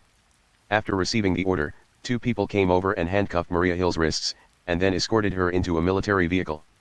The military took away Maria Hill from SHIELD, ending this trial operation. Chapter 85 Avengers in Action. News of Maria Hill's arrest quickly reached Rory. At this time, he was practicing with Tina, using Tina to experiment with his new abilities. The 2 weapons transformed from cosmic energy collided with each other. Tina was not as strong as Rory, but her fighting skills were much better than Rory's. Page 69. He seized Luorui's weakness and stabbed him with a spear. Luorui held the sword in his right hand to deflect the tip of the gun, and raised his left hand in the air, and immediately 2 identical Luoruis appeared beside him. The 3 Rorys kept changing their positions, making Tina unable to tell which one was the real one. The next second, the 3 Rorys attacked Tina from different angles at the same time. Strangely, Tina ignored the 3 Rorys and turned to dance with the energy spear behind her. Clang. There was nothing behind him, but the sound of weapons clashing was heard, and then Luorui's figure gradually appeared. How did you find out? Tina's sexy lips curled up slightly as she said, the Phantom's eyes are dull, which shows that your grasp of the illusion ability is not yet refined enough. Also, you swing your weapon to move the air, which is very powerful, but lacks technique. It is easy to expose your flaws, especially in front of experienced warriors. Luorui has always lacked experience in practical combat skills and has not received systematic training, so he is unable to find the optimal solution during the battle. To a certain extent, skills can make up for the lack of strength. This is also the main reason why Luorui had the advantage in several battles, but it was not easy to kill. Luorui humbly accepted the instruction and raised his hand to conjure up an illusion that looked just like him. There is no difference in appearance, but sensory perception looks like a soulless wooden man, without the aura that a normal person should have. Tina said, for creating illusions, you should go find the elf. She can help you improve the use of your superpowers. Luorui nodded, walked to the side, picked up a bottle of mineral water and threw it to Tina, then opened one for himself. While he was drinking, pain came over. Boss, the Federation has arrested Maria Hill of SHIELD and is preparing to bring her back to the mainland for trial. President Ross hopes you can attend a hearing. Rui's current official identity is the Chief of Federal Overseas Affairs. Although it is just an empty title, his level is set at level 1, the same level as the Minister and the Director of the Administrative Office. Why do you want me to participate? Rui asked curiously, putting down the mineral water. He was not a politician and did not understand the twists and turns of politics, so he had no intention of getting involved in President Ross's politics from the beginning. Instead, they maintain the cooperative relationship between the two parties through another form of threat. Payne is a man who has worked in the workplace. Although his ending was not very good, he at least knows more than Rory. He replied, I heard that Ross submitted a proposal to the Security Council to abolish SHIELD. I guess he wants the boss to support him. Rui had no interest in this kind of thing. He would rather stay in the laboratory and do more experiments with that time. So he said indifferently, you go for me. Rory found politics boring, but Payne was very interested in it, and he could also visit his family when he returned. The other side. As soon as Maria Hill was brought back to the federal mainland, she was sent to prison and awaited trial by the federal government at any time. But she was an experienced agent after all, and she had made a series of arrangements before coming back. She quickly made contact with the outside world through secret channels, and then she did 3 things. The first thing is to call together the old members of SHIELD, launch a secret investigation into the top federal officials, and establish extraterrestrial communication channels. The second thing is to find someone to secretly contact the Punisher Frank and the first-generation Black Captain America Isaiah, and ask them to help investigate the recent situation of President Ross. The third thing is to find a way to find the Skrulls who are mixed in with the top leaders of the Federation. SHIELD has been operating for decades, and of course it is not as simple as it seems on the surface. What people know is what SHIELD wants people to know, and the real secrets will certainly not be exposed to the sun. There are many SHIELD people lurking in the Federation. These people have their own jobs on weekdays, but they still maintain contact with SHIELD in secret. Although Punisher Frank and Black Captain America Isaiah are not from SHIELD, they have strong resistance to the federal government. Frank was backstabbed by the authorities, resulting in the murder of his entire family. Isaiah fought for his country but was imprisoned for 30 years, during which time he experienced various unpleasant trials. These two people may not agree to be asked to work, but they will definitely be more enthusiastic than each other to investigate the federal top leaders.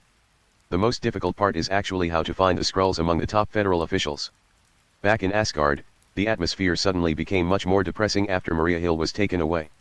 The federal top brass has already taken action against SHIELD, and it will most likely be the Avengers' turn next. The second-generation Hawkeye Kate said angrily, the Avengers saved the world, how could they do this? The Skrull problem is serious, so it's normal for them to suspect us. The real problem lies in our inability to establish normal communication channels with the authorities. The reason they couldn't communicate was that they attacked the federal military base, and so far no one has taken responsibility for this incident, so the blame will naturally fall on the Avengers and SHIELD. The silent Hawkeye Clint Barton suddenly spoke up, then dispel their suspicions and let's go find the Skrulls. The problem is how to find them. We know nothing about the Skrulls. Then everyone turned to look at Captain Marvel. Carol was speechless and said, why are you looking at me? The last time I saw a Skrull was in '95. So much time has passed. There are so many planets and races in the universe. The Skrulls are not the only problem I need to solve. Let's split up and investigate. Even though Hill isn't here, we can still ask SHIELD to provide us with intelligence. There's no point in sitting here and discussing more. Hawkeye Patton put forward his opinion, and everyone almost agreed. But there are actually not many people available, and collective action is inefficient, so the best way is to act separately. Hawkeye Barton and the second-generation Hawkeye Kate are a team responsible for investigating the organization behind the recent terrorist acts. Since the Skrulls want to provoke a war, they will definitely leave relevant clues. Jessica Jones and Iron Fist Danny Rand form a team, acting as thugs, responsible for helping SHIELD agents investigate senior government officials in 7 Western European countries. Captain Marvel leads a team of her own to investigate the whereabouts of the fake Nick Fury and the Skrulls' lair. Shang-Chi is not on the wanted list, so he can return to the Federation openly to protect Maria Hill and help Maria Hill hire a reliable defense lawyer. Bruce Banner suggested, it doesn't matter if Ant-Man and Spider-Man are unwilling to help in dealing with Rory. If we were to deal with the Skrulls, I think they would be willing to help. Others also thought that Banner's proposal was reliable, so the task of contacting Ant-Man and Spider-Man naturally fell on Banner. The remaining personnel will remain in Asgard, and reinforcements can be provided at any time in case of unexpected situations. After the team set off, Banner came and called Ant-Man's home directly. After Ant-Man returned from the quantum realm, he planned to travel through time and space to rescue everyone. However, Iron Man Tony Stark was a little discouraged at that time and did not immediately agree to help. So Captain America took Ant-Man Scott to find Banner to study the Quantum Realm shuttle experiment together. Banner also gave Ant-Man tacos. During the final battle, Banner was trapped underground and it was Ant-Man who saved him. It can be said that the relationship between the two is quite good. As soon as the call was connected, the two immediately started chatting. "Hey man, how's it going?" Scott said sadly, "It's not good. I'm still in home detention with a restraint on my foot and can't go anywhere." Some time ago, Scott helped the Avengers deal with Rory. As a result, as soon as he returned home, Rory came to find him, and brought the control documents passed by the Parliament. This time when Banner called, Ant-Man Scott was particularly careful. Banner knew what Ant-Man was worried about and explained with a smile, "Man, I know you don't want to get into trouble, but what I'm talking about is not dealing with Rory, but a bigger trouble." "What could be more troublesome than Rory?" Scott complained speechlessly. Banner asked back, "Have you read the news about the Skrull invasion?" "I've heard a little about it." Scott rarely watches TV news, and Hope told him about this during a casual chat. Banner explained, "Man, the Skrulls are secretly invading the Earth. We really need your help. Help us, even if it's for your own sake." Scott held up the phone and looked down at the limiter on his foot. After hesitating for a moment, he said, "I need to discuss this matter with my family. How about I give you an answer later?" "Okay, I'll wait for your news." After hanging up the phone, Banner felt that Ant-Man would most likely participate, and then prepared to contact Spider-Man Peter Parker. Banner and Spider-Man are not familiar with each other, but some people are familiar with them. I made another call, and after a few rings, a woman's voice came from the other end of the phone. "Hello. Who is this?" "Hi Pepper, I'm Banner." "Oh. Hi Banner, how are you doing? I saw you guys on TV. Sorry, I was worried about you. Tony Stark is an Avenger respected by everyone." After Tony Stark's sacrifice, everyone tacitly agreed not to disturb the lives of Pepper Potts and her daughter. "Thank you for your concern. I called this time to ask you to help contact Spider-Man. I remember he and Happy have a very good relationship, right?" With Tony Stark's relationship, Pepper Potts was very willing to help and agreed readily. "Of course, no problem, I'll contact Happy right away." After Stark Corporation sold its assets, Happy did not leave, but stayed to help Pepper Potts and her daughter manage the remaining assets. While the Avengers were actively dealing with the current crisis, the Skrulls were also busy. The radical Skrull leader, Gravek, captured Maya Hansen, one of the developers of the Extremis virus. By extracting the memories of Dr. Maya Hansen, Gravek successfully created the Extremis virus and successfully replicated the Extremis virus in the Skrulls. Only by creating powerful Skrull warriors can we be fearless of the threat of the Avengers. Chapter 86, Attack of the Skrulls. In front of the fountain in the small square of Tianshan Island, Rory was discussing with the elf how to use the illusion superpower. The two of them each conjured up an illusion of themselves, the elves looking vivid and lifelike, while Rory seemed a little dull, although it was difficult to notice without careful observation. The elf retracted his superpowers and said, "You are not proficient in the use of illusion superpowers. I believe that illusions are not based on imagination, but on replicating real scenes. You should not think of creating an illusion of yourself, but treat it as the real you." Rory understood what the elf meant, but the problem was that the elves had been using this ability for thousands of years, and it had long become an instinct. When Rory uses his illusionary superpowers, he must rely on his brain to release them, so there will inevitably be flaws. "Boss." Payne strode over, first greeting the elf, then said, "The FBI just received news that SHIELD and the Avengers have begun to take action and are investigating the Skrulls." Rory stood up and said, "Notify Anthony that we can leave. I'll go and tell them right away. He and I will take a plane to leave from this island." Page 70. Payne was worried that if he and Anthony left together, there would be problems with the construction and mineral mining on Tianshan Island. Rory said indifferently, "It's just a matter of leaving for a while, it won't be a problem." Half an hour later, Anthony, who was ready, came over to say goodbye to Rory. "Sir, is there anything else you want me to do?" Payne and Anthony followed Lowry wholeheartedly, like his loyal followers. When the two of them were most helpless, it was Rory who helped them. One was wrongly imprisoned, and the other was disabled and unable to find a job. Both were carrying a heavy burden on their families. It was Rory who gave them a better life. Not only did it bring changes to their lives, but it also gave them more power and freedom to play their roles. One managed the affairs of Tianshan Island, and the other managed the legions on Tianshan Island. It can be said that if it weren't for Rory, they would be bugs in a deep ditch and would never be able to turn over in their lifetime. Rory patted Anthony's shoulder and said, "Nothing special. Give my regards to your family." As for the Avengers, don't force your way into anything. Your life is more important to me than theirs. After hearing this, Anthony pursed his lips, nodded slightly, and turned away without saying a word. Rory always felt that he was serious and maintained his aloof personality, even when saying goodbye. Payne and Anthony returned to the federal mainland on a special plane.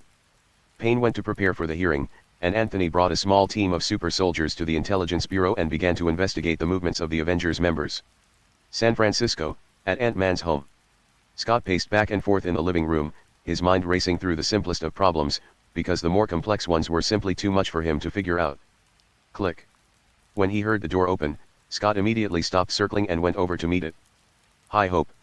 You are in prison now, what are you trying to do? The two of them have been in love for so long, and Hope knows Scott's character very well. Scott quickly took the paper bag containing the ingredients from Hope's hand and put it on the table beside him, then pulled Hope to sit on the sofa in the living room. Do you remember the Skrulls I told you about before? He whispered. Hope nodded. What's wrong? The Skrulls are secretly invading human society. They can transform into anyone at will, and many high-ranking officials have been replaced by the Skrulls. Do you know why they do this? Hope shook his head. Scott said nervously, because they plan to take over the Earth. How do you know? Hope didn't immediately believe Scott's words. It's Banner. He just called me and wanted to invite us to save the world together. You know, we are all superheroes, we should. Wait. Hope raised her hand to interrupt. You mean you want to leave home and go save the world with the Avengers? Scott clapped his hands and said, that's right. Hope slapped his forehead and asked, okay, what are you going to do? Seeing Hope agree, Scott immediately became excited. The main reason is that he has had enough of this house and now wants to go out for a walk. Dr. Banner wants us to contact Agent Hill from SHIELD first, and then join others to investigate the top federal officials. But before that, I should get my suit back. The Lemeter was just a decoration to Ant-Man Scott, and soon the two of them walked out of the house and headed towards Dr. Pym's laboratory. Since Scott was restrained, the Ant-Man suit has been stored at Pym Technologies. After getting off the car, the two took the elevator to the laboratory and happened to meet Dr. Pym, who was busy with something. Why are you here, Scott? Aren't you ordered to stay at home? Hope originally wanted to hide it, but Scott's mouth was too fast and he couldn't stop it. I'm here to get the Ant-Man suit. Dr. Banner invited us to save the world. The Skrulls have already. Before Scott could finish his words, Dr. Pym, who was walking slowly towards him, suddenly stretched out his hand towards Scott at an extremely fast speed, which was completely unlike the speed of an old man. Well.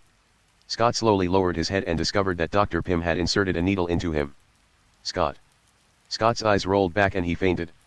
Just as Hope was about to go forward to check, Dr. Pym used the same trick again and wanted to give Hope an injection as well. Snapped. Hope subconsciously pressed the switch, and the wasp suit appeared and then disappeared in an instant. The shrunken Hope immediately flew behind Dr. Pym and turned back to normal size, stretching out his hands to try to control Dr. Pym. What are you doing? While tearing, Hope discovered the problem. Pym Honk's strength was even stronger than that of an adult man, and he easily threw Hope away. Hope knocked over the chair and slid 5 or 6 meters away. He got up from the ground and asked, Who are you? What did you do to him? Dr. Pym did not answer Hope, but took out a pistol from his waist and pointed it at Hope. Bang bang bang. After firing several shots but missing, Hope, having shrunk in size, flew in front of Dr. Pym and kicked him away with his feet. There was a loud crash, and the glass shattered, and Dr. Pym fell directly from the upstairs. Hope immediately flew out of the broken window and looked at the ground, and found that Dr. Pym, who had fallen to death, had turned into a green-skinned Skrull. Damn it! Cursing inwardly, Hope immediately returned to the laboratory. Scott was still in a coma. Hope helped Scott put on the Ant-Man suit, then turned him into a tiny creature and took him out of the laboratory. A few hours later, Scott slowly woke up, looked around confusedly, and his eyes finally fixed on Hope. What's wrong with me? Where are we? Hope turned her head at the sound, her eyes still severely red and swollen. Scott immediately propped himself up and stood up to comfort him. After he listened to Hope's account of what happened in the laboratory, Scott hugged Hope and comforted her. It's okay, Dr. Pym will be fine. He must have been captured. Let's go together to rescue him. But the fact is, Ant-Man and the Wasp searched San Francisco all over but couldn't find the missing Hank Pym. The two then took a free passenger plane to the eastern part of the Federation, intending to join others to investigate the Skrulls. As long as they found the Skrulls, there would be a chance to rescue Dr. Pym. Joining up with Shang-Chi and Spider-Man Peter Parker, the four of them temporarily formed a team. Ant-Man used his abilities to meet Maria Hill in prison, and then conducted a follow-up investigation based on the clues provided by SHIELD. The Skrulls have greatly expanded their hiding area and have even begun to attack people around the Avengers. The Avengers' investigation has made no progress. A few days later, federal officials suddenly took action. The Security Council formally approved the proposal submitted by the Federation, officially revoking the legitimacy of the SHIELD department. Disbanding and reorganizing, disbanding again, reorganizing again, separation and reunion are the main themes of the organization SHIELD. Rory turned a deaf ear to the chaos in the outside world and didn't care at all. He was the one who caused the chaos in order to divert the blame and use the Skrull invasion to delay the Avengers so that they wouldn't have nothing to do all day and would only think about how to cause trouble for him. After practicing illusions with the elves, Rory returned to the laboratory. The simulation calculation on the computer had just been completed, and Rory sat in front of the computer to observe the calculation results. Cell lysis. The calculation question is the feasibility of continuing to strengthen on the basis of strengthening. In recent days, Rory suddenly had a flash of inspiration and thought of another possibility.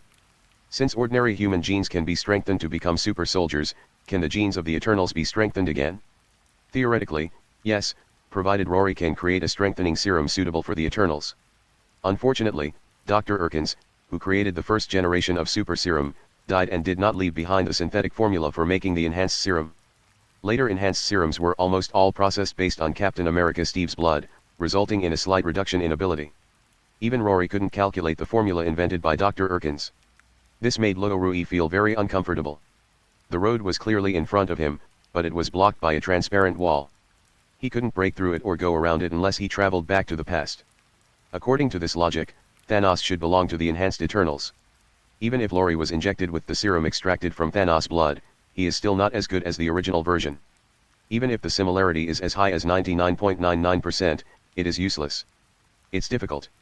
Rory stored the calculation results, then went to the refrigerator and took out a coagulant made from horseshoe crab blood, ready to try to purify and strengthen the serum through his own blood, and then strengthen himself a second time. Although the feasibility is low, Rory still plans to give it a try. After the RNA test, Rory had a sudden idea and wanted to try what it would be like to fuse Thanos' bloodline enhancement serum with the immortal gene. As for science, you should make bold guesses and verify them carefully. You can try anything you can think of. Chapter 87 The Unspeakable Unknown Serum. A tube of colorless transparent liquid in a sealed test tube was quietly placed on the laboratory table. Rory sat not far away, rubbing his chin with his fingers, staring at the sealed test tube without blinking. Page 71. Since Rory entered the field of biogenetics, he had never seen such a strange serum. A serum with almost no activity. Even if it is a dead person, before the flesh and blood rot and the bones turn into ashes, the genes extracted still have a certain degree of activity. However, this serum, which is a fusion of the three genes, the super serum of Thanos' bloodline, the immortal gene, and the god gene, does not have any activity at all and is as pure as ultra-pure water. Rory even wondered if he was dreaming. It's strange. What's the problem? Rory came up with a strange thing that he didn't know if it should be called serum. Because he couldn't detect the composition of this thing, he didn't even know what it was used for. Rory got up and walked out of the laboratory. A few minutes later, he came back with a starfish. Rory planned to find a living organism to conduct an experiment to see what the colorless serum was. First, samples are collected from the starfish, which will facilitate data comparison after the experiment is completed. Draw a little colorless serum into the syringe, then take the starfish to the adamantium cage. 15:27 p.m., first test of abnormal serum number 0, starfish test subject, 11 ml injection, starting now. Rory tied up the 5 legs of the starfish with restraint belts, then held the injection gun against the soft tissue skin in the middle of the starfish, and with a bang, the serum was injected into the starfish's body in an instant. Timing begins. Rory walked out of the adamantium cage, pressed the timer, and then began to observe whether there were any changes in the starfish itself. At first, the walrus looked like it was dead and didn't move at all. After more than 10 seconds, the starfish suddenly began to twitch all over its body, and its 5 legs were retracting inward with great force. Just when Rory thought the walrus was going to die, an accident happened. Break. The starfish suddenly expanded, breaking the restraint belt, and continued to expand at an alarming rate. What? In the blink of an eye, the palm-sized starfish rapidly expanded to the size of a wash basin. Rory blinked again, and it doubled again and continued to expand. Even the little white mouse that was holding the tablet computer motionless was startled. Squeak. Rory shook his head, I don't know what's going on either. Squeak! The little white mouse jumped onto Luorui's shoulder and shook its tail, then observed the giant starfish with Luorui. Time passed minute by minute, and the starfish showed no sign of stopping its expansion. It had now expanded to the point where it was almost filling up the adamantium cage. Wow! A starfish leg suddenly stretched out from the gap, and with a casual sweep, it knocked Rory's chair against the wall and smashed it into pieces. It was obvious that the power was extremely terrifying. Squeak squeak. The starfish seemed to have found a way to leave the cage and wanted to drill out through the gap between the cage bars. This was because the adamantium alloy was strong enough. If it was replaced with other metals, it would definitely burst. The starfish had expanded so much that no matter how hard it tried, it couldn't get out. Call out. The width of the outstretched foot was almost as wide as Luorui's height. After dancing twice, it quickly attacked Luorui. Squeak. The little white mouse was so scared that it instantly crawled into Luorui's pocket. Luorui used cosmic energy to materialize a shield to block the starfish. Boom. Luorui's body retreated a little. It was not that Luorui couldn't hold on, but that Luorui's shoes couldn't hold on. Under the interaction of the two huge forces, the shoes were directly torn apart. The sole and upper are separated into two parts. What a powerful force! Luorui couldn't help but exclaimed. In order to prevent the laboratory from being destroyed, Luorui transformed into a longsword and prepared to get rid of this thing. Before he could do anything, he heard a loud bang and the starfish exploded into pieces and liquid, spraying everywhere. Fortunately, Luorui reacted quickly enough and created a huge shield and hid behind it, thus avoiding being sprayed all over. Squeak. The little white mouse poked its head out to look around, and when it saw that the starfish was dead, it crawled out of Rory's pocket. He jumped to the ground, picked up a piece of starfish fragment, sniffed it with his little nose, and actually put it in his mouth and started chewing it. Luorui didn't notice the mouse's behavior. He was busy collecting starfish samples for data comparison. When a sample was extracted from a part of the starfish tissue and observed under an electron microscope, the cells were still highly active and were even continuing to divide and grow. An inactive serum will be activated after encountering organic biological cells. It's growing rapidly, but it hasn't entered the evolutionary process. It's simply getting bigger and stronger. The genetic program hasn't changed. It's still the starfish's genes, but this thing is a bit dangerous. It can easily create a monster. After completing the data comparison, Luorui recorded the experiment summary, and the next step was cleaning. A portion of the tissue was retained for experiments, and the rest was destroyed. At first we tried to burn it with fire, but found that it was impossible to burn it, so we used laser. It was a little slower, but at least it was safe. After being busy for half a day, I finally cleaned up the laboratory. As soon as Rory left the laboratory and returned to his residence after finishing his work, he received a call from Anthony. "Sir, the Avengers are in big trouble." "What's going on?" Luorui held the phone in one hand and picked up the noodles in the bowl in front of him with chopsticks in the other. Anthony reported in a cold tone, "The Skrulls have transformed into many people associated with superheroes. Those discovered so far include Dr. Pym, Spider-Man Peter Parker's classmate Ned, S.H.I.E.L.D. agent Sharon Carter, and many more. There have been varying degrees of infiltration, including S.H.I.E.L.D. and Asgard. Ross is investigating the top brass of the Federation and I believe the next move will be made soon. There are several superheroes forming a makeshift team active near Washington. I suspect they might break into the prison and rescue Maria Hill. Do you want me to capture them?"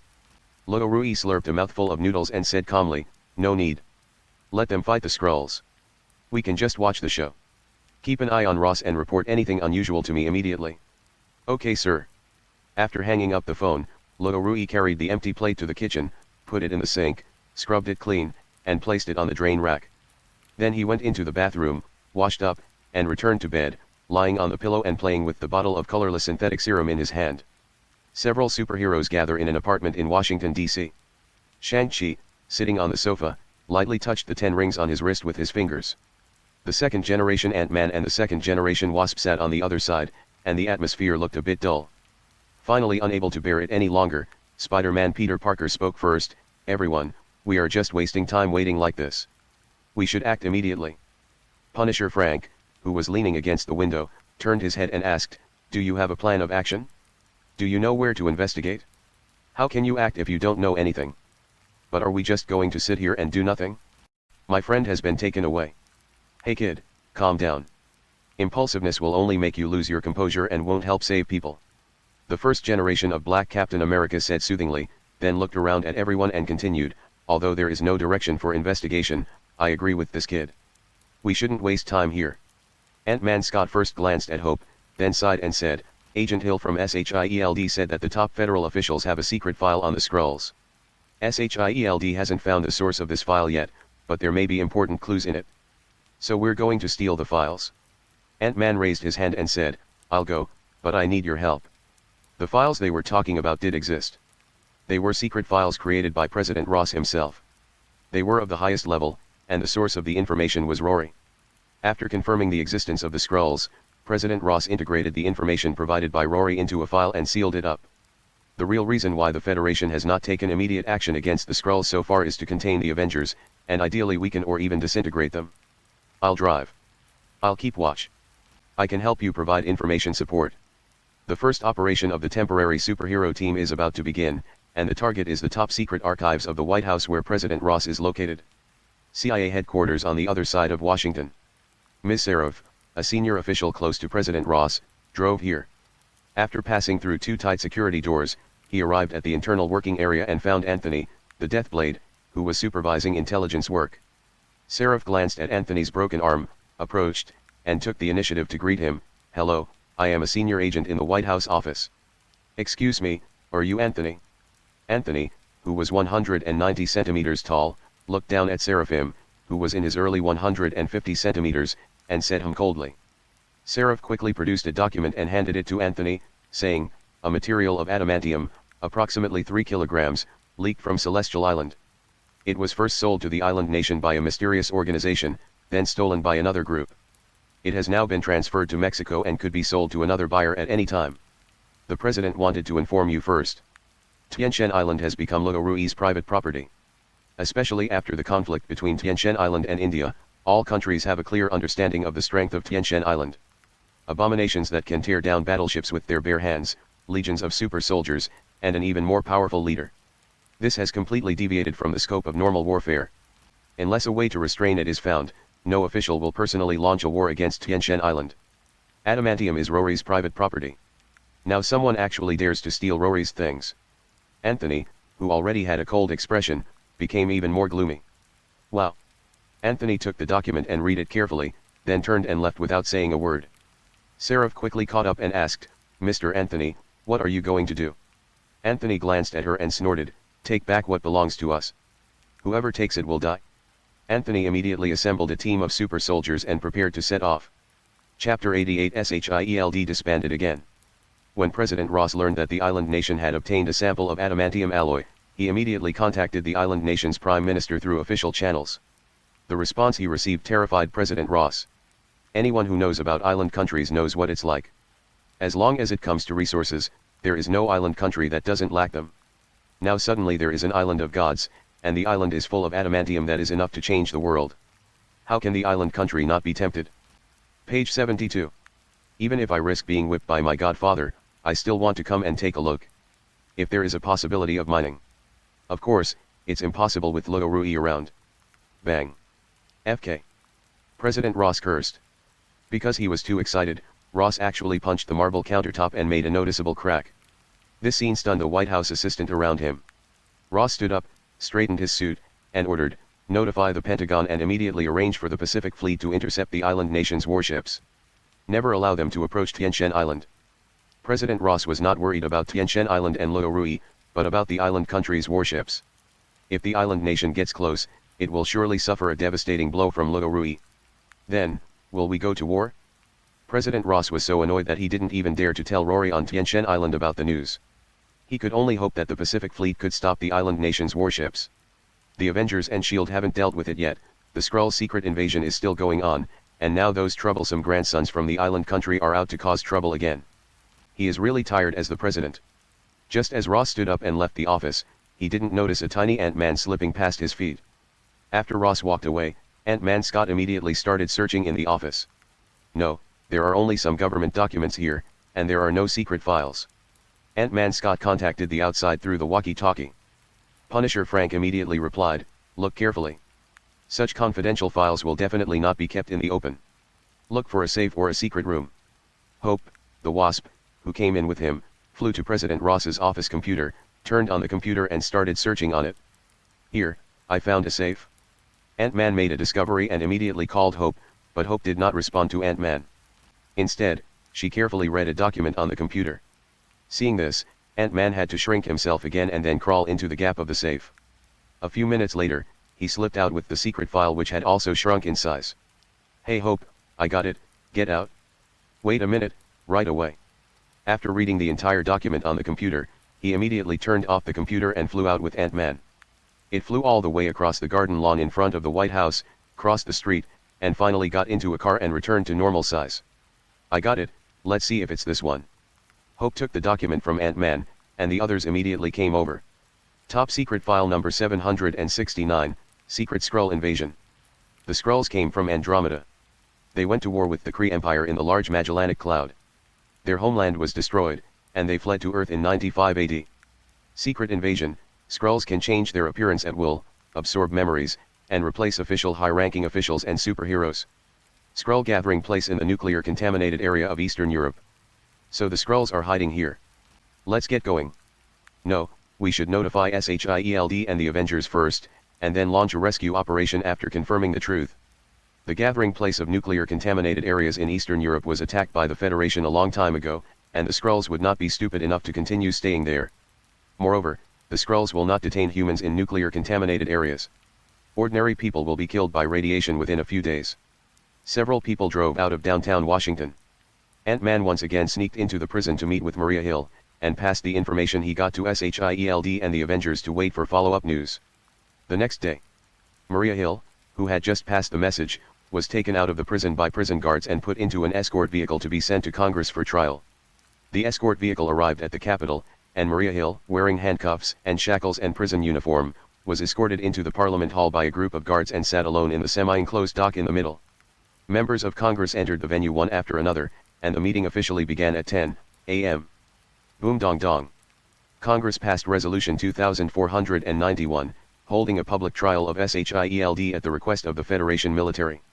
Maria Hill, Level 9 agent of SHIELD, who briefly served as director of SHIELD, do you acknowledge the suspicion of S.H.I.E.L.D.'s irregularities in the investigation? I don't admit it. Maria Hill replied calmly. Do you admit that S.H.I.E.L.D. is suspected of colluding with the Skrulls? Deny. Do you admit that SHIELD planned and carried out the attack on the Federation military base? Deny. Whatever the question, Maria Hill denied it. The senior executives on the stage were not in a hurry.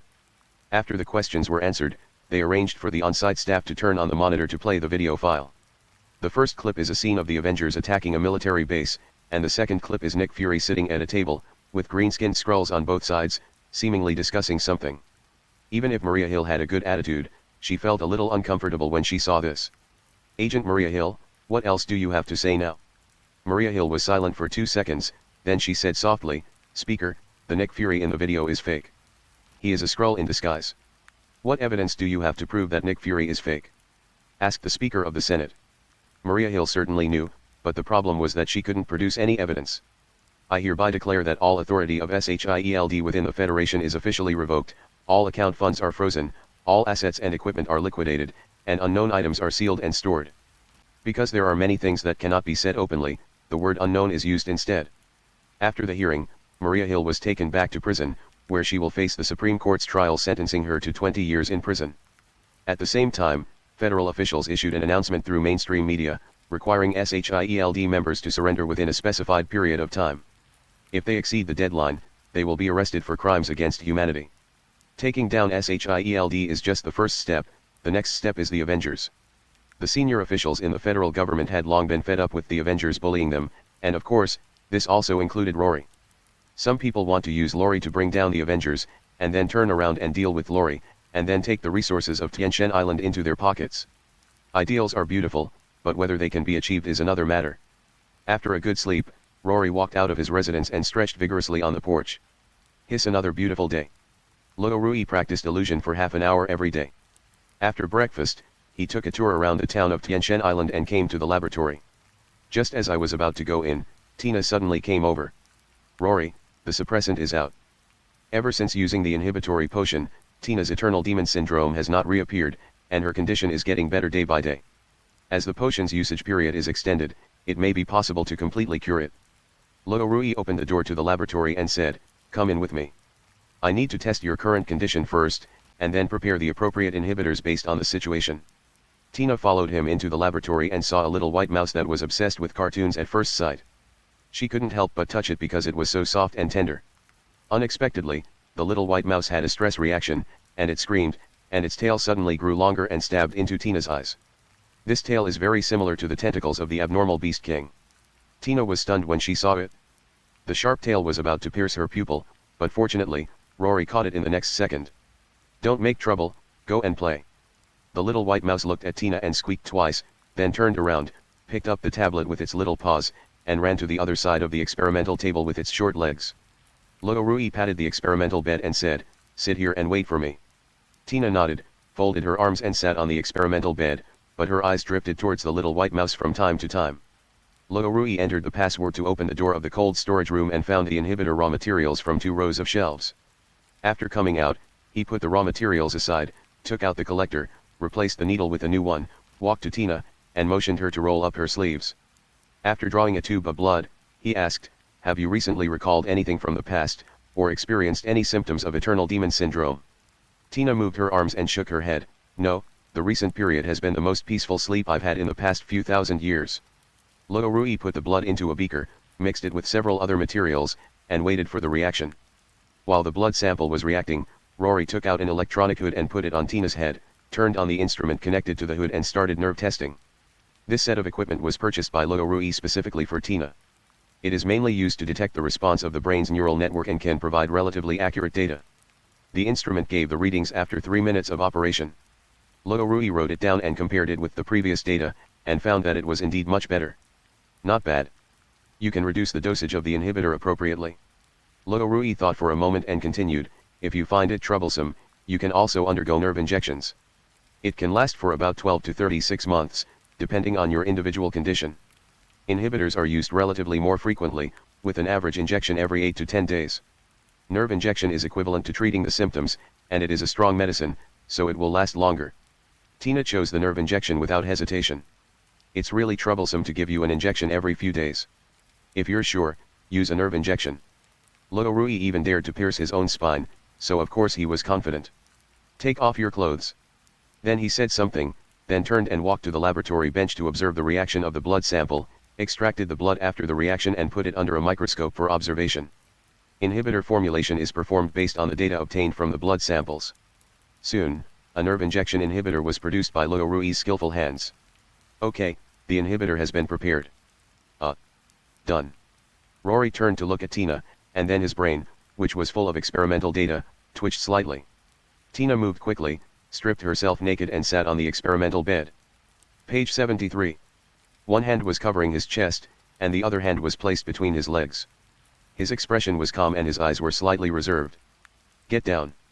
Tina didn't feel embarrassed, and he, a grown man, was even less nervous. After all, he was not the one who suffered the loss.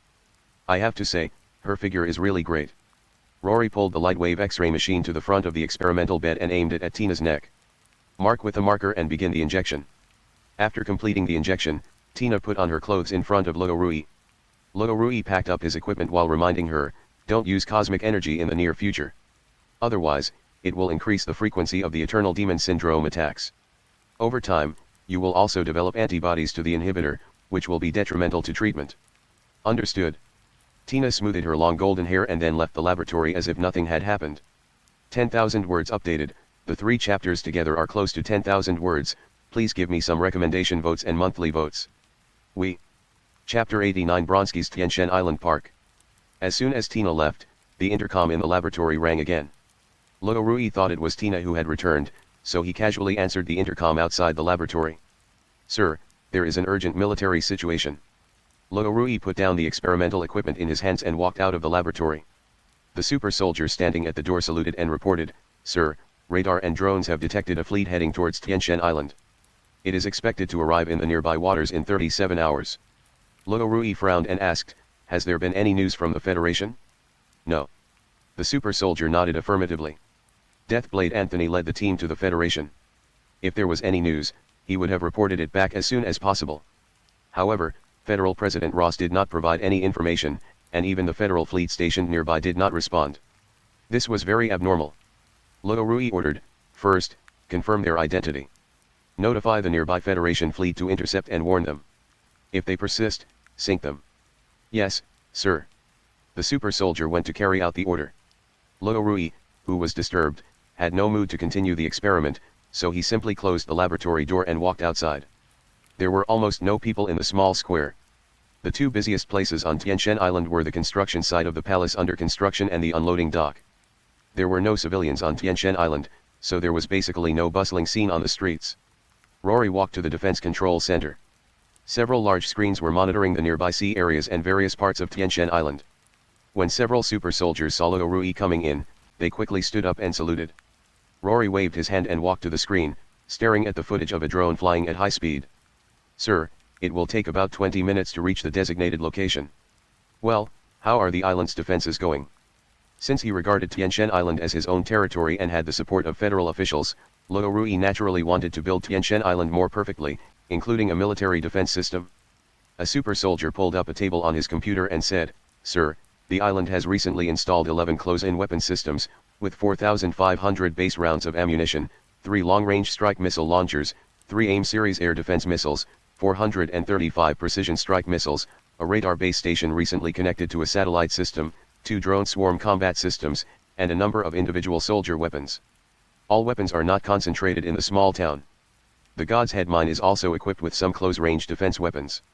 Anthony is responsible for managing these things, Payne is responsible for communicating with the federal government, and Rory is just a hands-off boss. Rory was not familiar with military affairs, so after learning about it, he continued to watch the drone footage. A few minutes later, the high-speed flying drone arrived at the designated area and soon discovered a fleet of 5 warships advancing towards Tianshan Island. When Rory saw the plaster flag flying on the warship, he immediately ordered, destroy them and send everyone on board to the mines. Yes, sir. The federal soldiers sent relevant combat orders immediately without any hesitation. Anthony has developed several combat plans. Modern conventional combat is mainly based on long-range strikes, supplemented by close-range defense. If the enemy has sufficient firepower, a special forces team of super soldiers will be sent out. Start according to the predetermined combat mode, and all weapons will be put into use immediately after the order is given. Modern warfare cannot be influenced by human power and is almost entirely controlled by computers. Radars and satellites are used for positioning, missile systems carry out precision strikes, and even drone swarm operations are pre-programmed. Just press the switch and the computer will automatically simulate combat commands. In an instant, one medium and short-range missile after another flew out of the launcher and headed straight for the target located by the system. The first wave of attack quickly arrived at the battlefield, with more than a dozen missiles aimed at 5 warships. The warship flying the plaster flag responded quickly. Vertical launch air defense missiles flew towards them, and close-in defense guns fired a barrage of bullets, forming a large net in the sky in an attempt to intercept the incoming missiles. Boom! Boom! A series of explosions sounded in the air. Most of the missiles were successfully intercepted, but 2 still escaped. One of the shells hit the deck, and the other, with great luck, hit the bridge directly. Beep. Issue Order Number 3, initiate the second round of attack, prepare close-in weapon systems, and be prepared to respond to enemy counterattacks at any time. Issue Order 3, Order 2. 11 super soldier teams board the ship. Offshore capture mission. Issue Order Number 3, Order 3, launch the bomb-laden attack helicopter. On the plaster flagship fleet side, 2 warships were hit by bullets. The other 3 immediately stopped advancing and took up a defensive formation, while sending out lifeboats for rescue. The federal fleet not far away wanted to come over to help rescue people, but after receiving a call from Tianshan Island, the federal fleet immediately retreated and could only hide in the distance and watch the show. Mr. President, something bad has happened. Ross looked at the office assistant who barged in rashly and frowned and asked, "What's the matter that has you so anxious?" "Mr. President, a fight has broken out." The office assistant delivered the document to the president's desk and explained, "The Pacific Fleet's interception attempt failed. General Neeson has been held accountable by the Pentagon.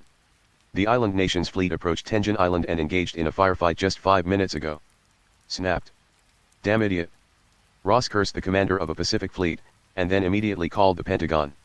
A few minutes later, President Ross sighed and hung up the phone. The latest news has come back that one of the island nation's 5 warships sank and the remaining 4 were all captured.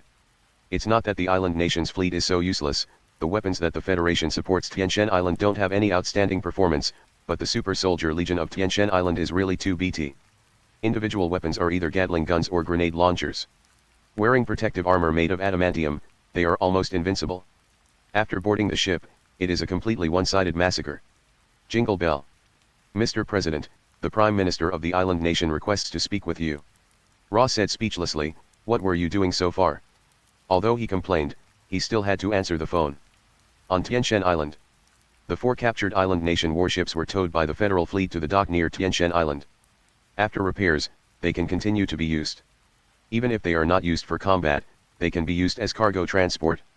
All the islanders were sent to the mine on the other side of the God's Head to mine. If they didn't want to mine, they would go to the sea to feed the fish. There was no other choice. President Ross is concerned about geopolitics and the international governance situation. As the grandson of the Federation, the island nation can be scolded, but it cannot be ignored. After returning to the president's office, I immediately called Rory. Beep beep beep. Hey. Ross cleared his throat and said, "Dr. Rory, I just received information about a conflict between Tianshan Island and Plaster Country. How are things going on your side?" "Everything is fine on Tianshan Island. If you are here to plead for those captives, I suggest you keep quiet, so as not to hurt the harmony between us," Luo Rui said indifferently. Ross was speechless.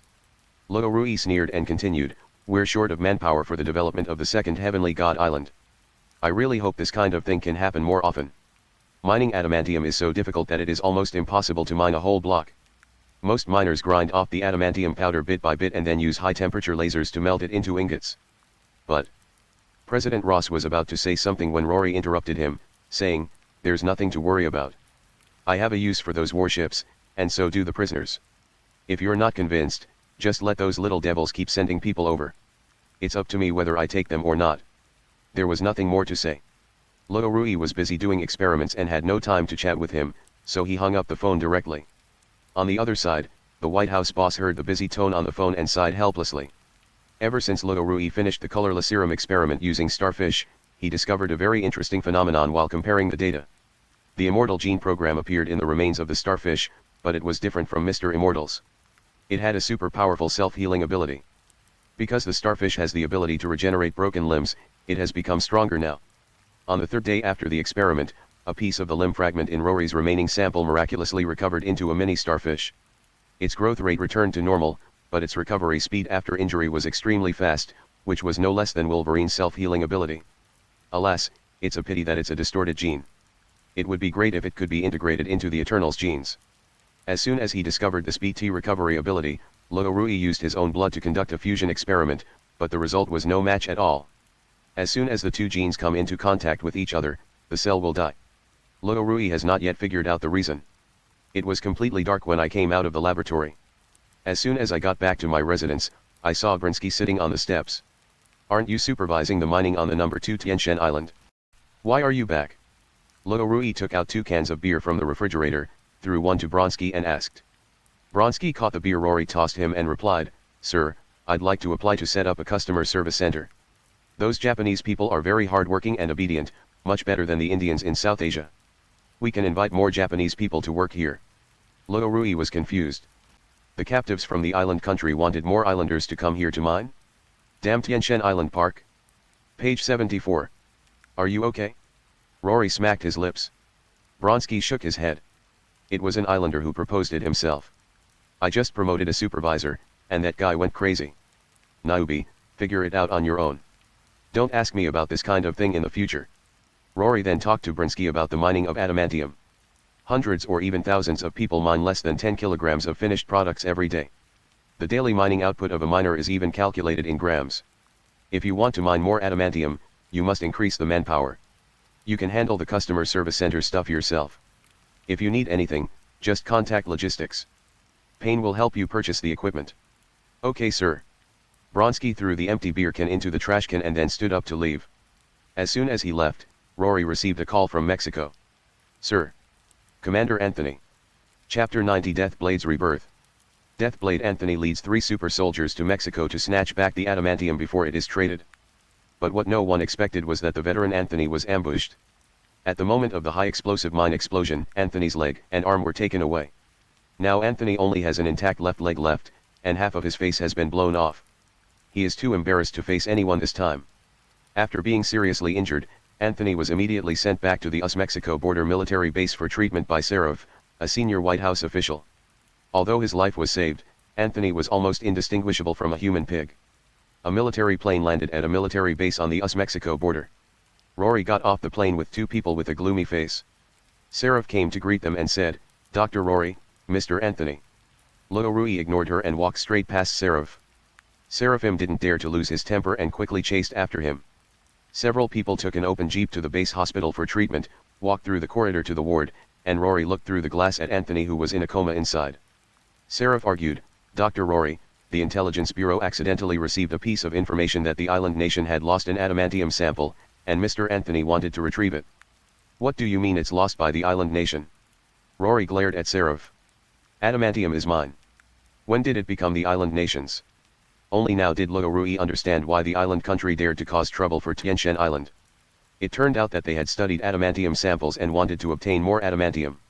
A strong sense of oppression came over Seraphim, and his already thin body shook instinctively. "Dr. Rory, I mean. No need to explain.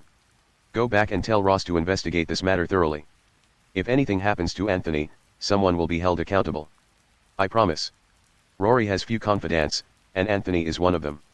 At this time, a super soldier following Anthony stepped forward and reported, "Sir, Commander Anthony believes we have been ambushed, or someone has deliberately leaked information.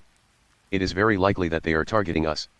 Rory turned his head to look at Seraph, and Seraph hurriedly said nervously, "Dr. Rory, we will definitely get to the bottom of this matter.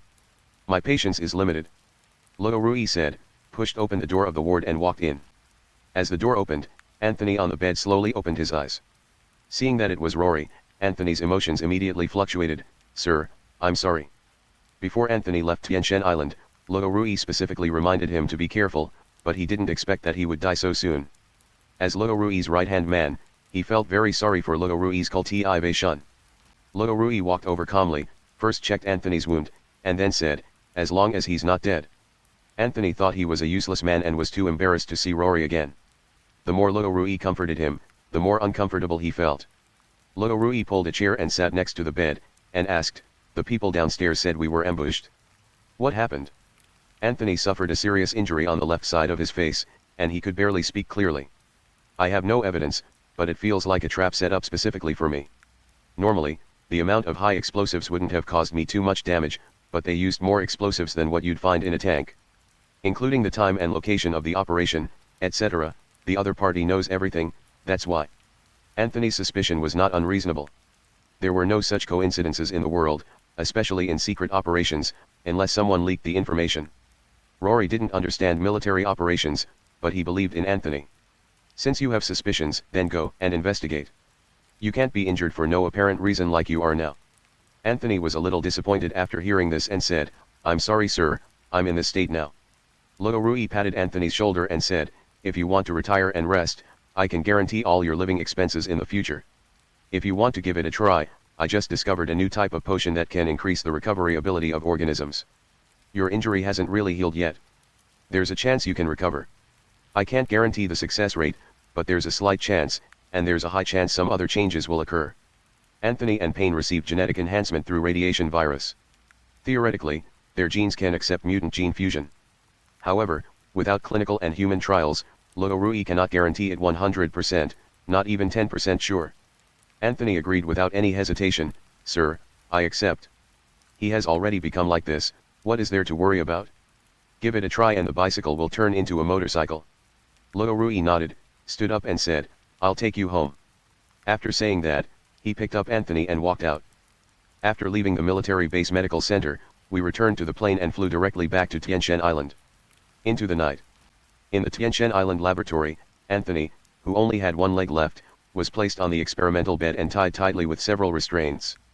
Rory stood beside the experimental bed and instructed, "I need to make a clean cut on your leg and arm, and you can't use anesthesia. Only in this way can the repair factor be truly activated. You must hold on."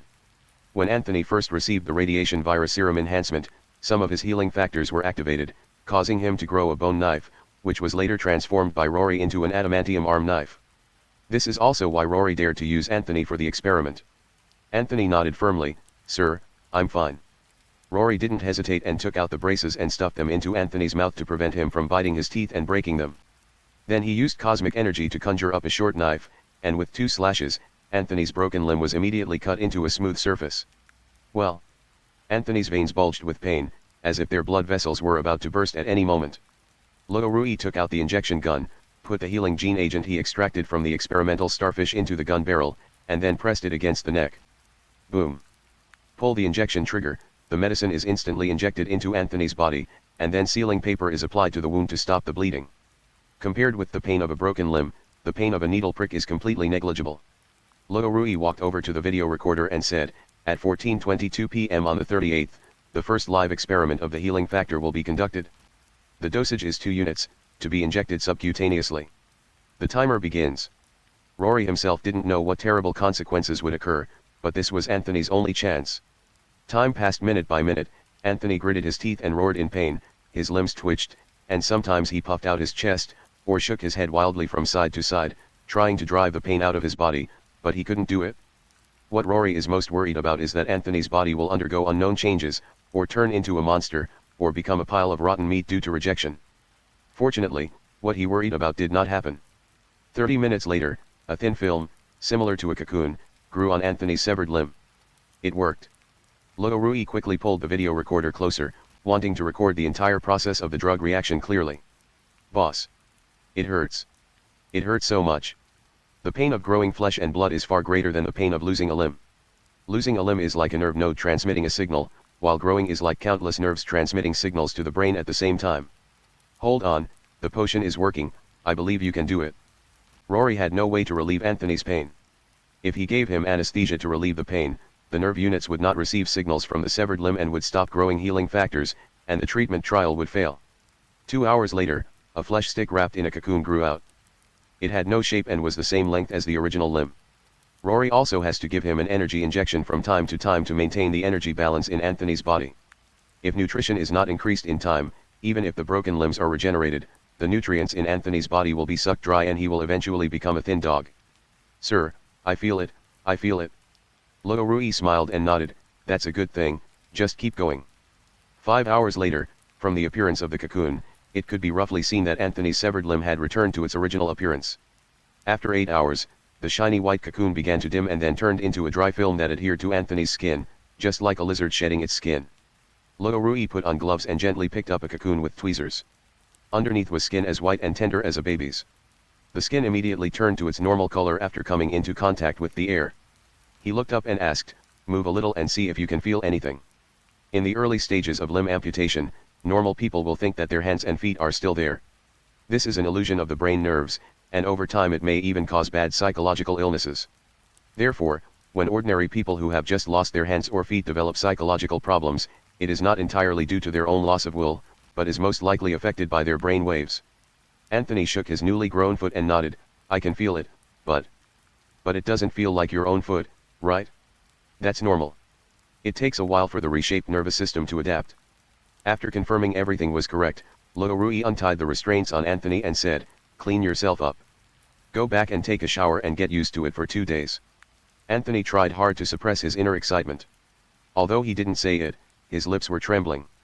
Whether it is Anthony or others, it would definitely be exciting to recover their limbs after losing them. Unfortunately, Anthony's earlier broken hand did not recover, most likely due to the influence of the bone knife. Boss, I want to go back and continue investigating the missing adamantium. Rory waved his hand, no rush, there will be another experiment later, it's not too late to investigate after it's done. Seeing that Rory disagreed, Anthony had to give up. Page 75. After cleaning off the dry calluses on his body, he stumbled out of the laboratory. Rory brought Anthony's blood sample to the experimental table. He wanted to see if the healing factor after fusing Anthony's genes could be grafted onto his own body. 2 cell injections were unsuccessful. Rory did not feel any regrets. No matter how powerful the mutant gene was, it was ultimately based on human genes. If the genetic level is not improved, people will eventually grow old, get sick, and die. The healing ability seems so insignificant compared to the almost infinite life of the Eternals. Chapter 91 The 6-man worker rescue operation. 3 days later, Anthony, who had recovered, came to the laboratory again. Sir, I seem to. Rory raised his hand to signal Anthony to sit down first, then smiled and said, self-healing ability, right? Anthony nodded. Rory used a scalpel to cut a 3-centimeter cut on his arm. Within 2 breaths, blood had just appeared and the wound had healed perfectly. This is how Uncle Wolf heals himself. You're in luck. Anthony's mouth curled slightly. My luck has improved since I met you. Rory didn't expect that Anthony would actually flatter him. After laughing a few times, he took him to the glass sink that had been prepared in advance. It's a circulating cooling device that can help you reduce the pain. Anthony nodded and said, Sir, you gave me this life. I can do whatever I want. Rory handed the respirator to Anthony. I will transform your entire skeleton into adamantium. Combined with your current self-healing ability, your combat power will be increased many times. Of course, if you don't want to, that's fine. I'm not forcing you to participate in the experiment.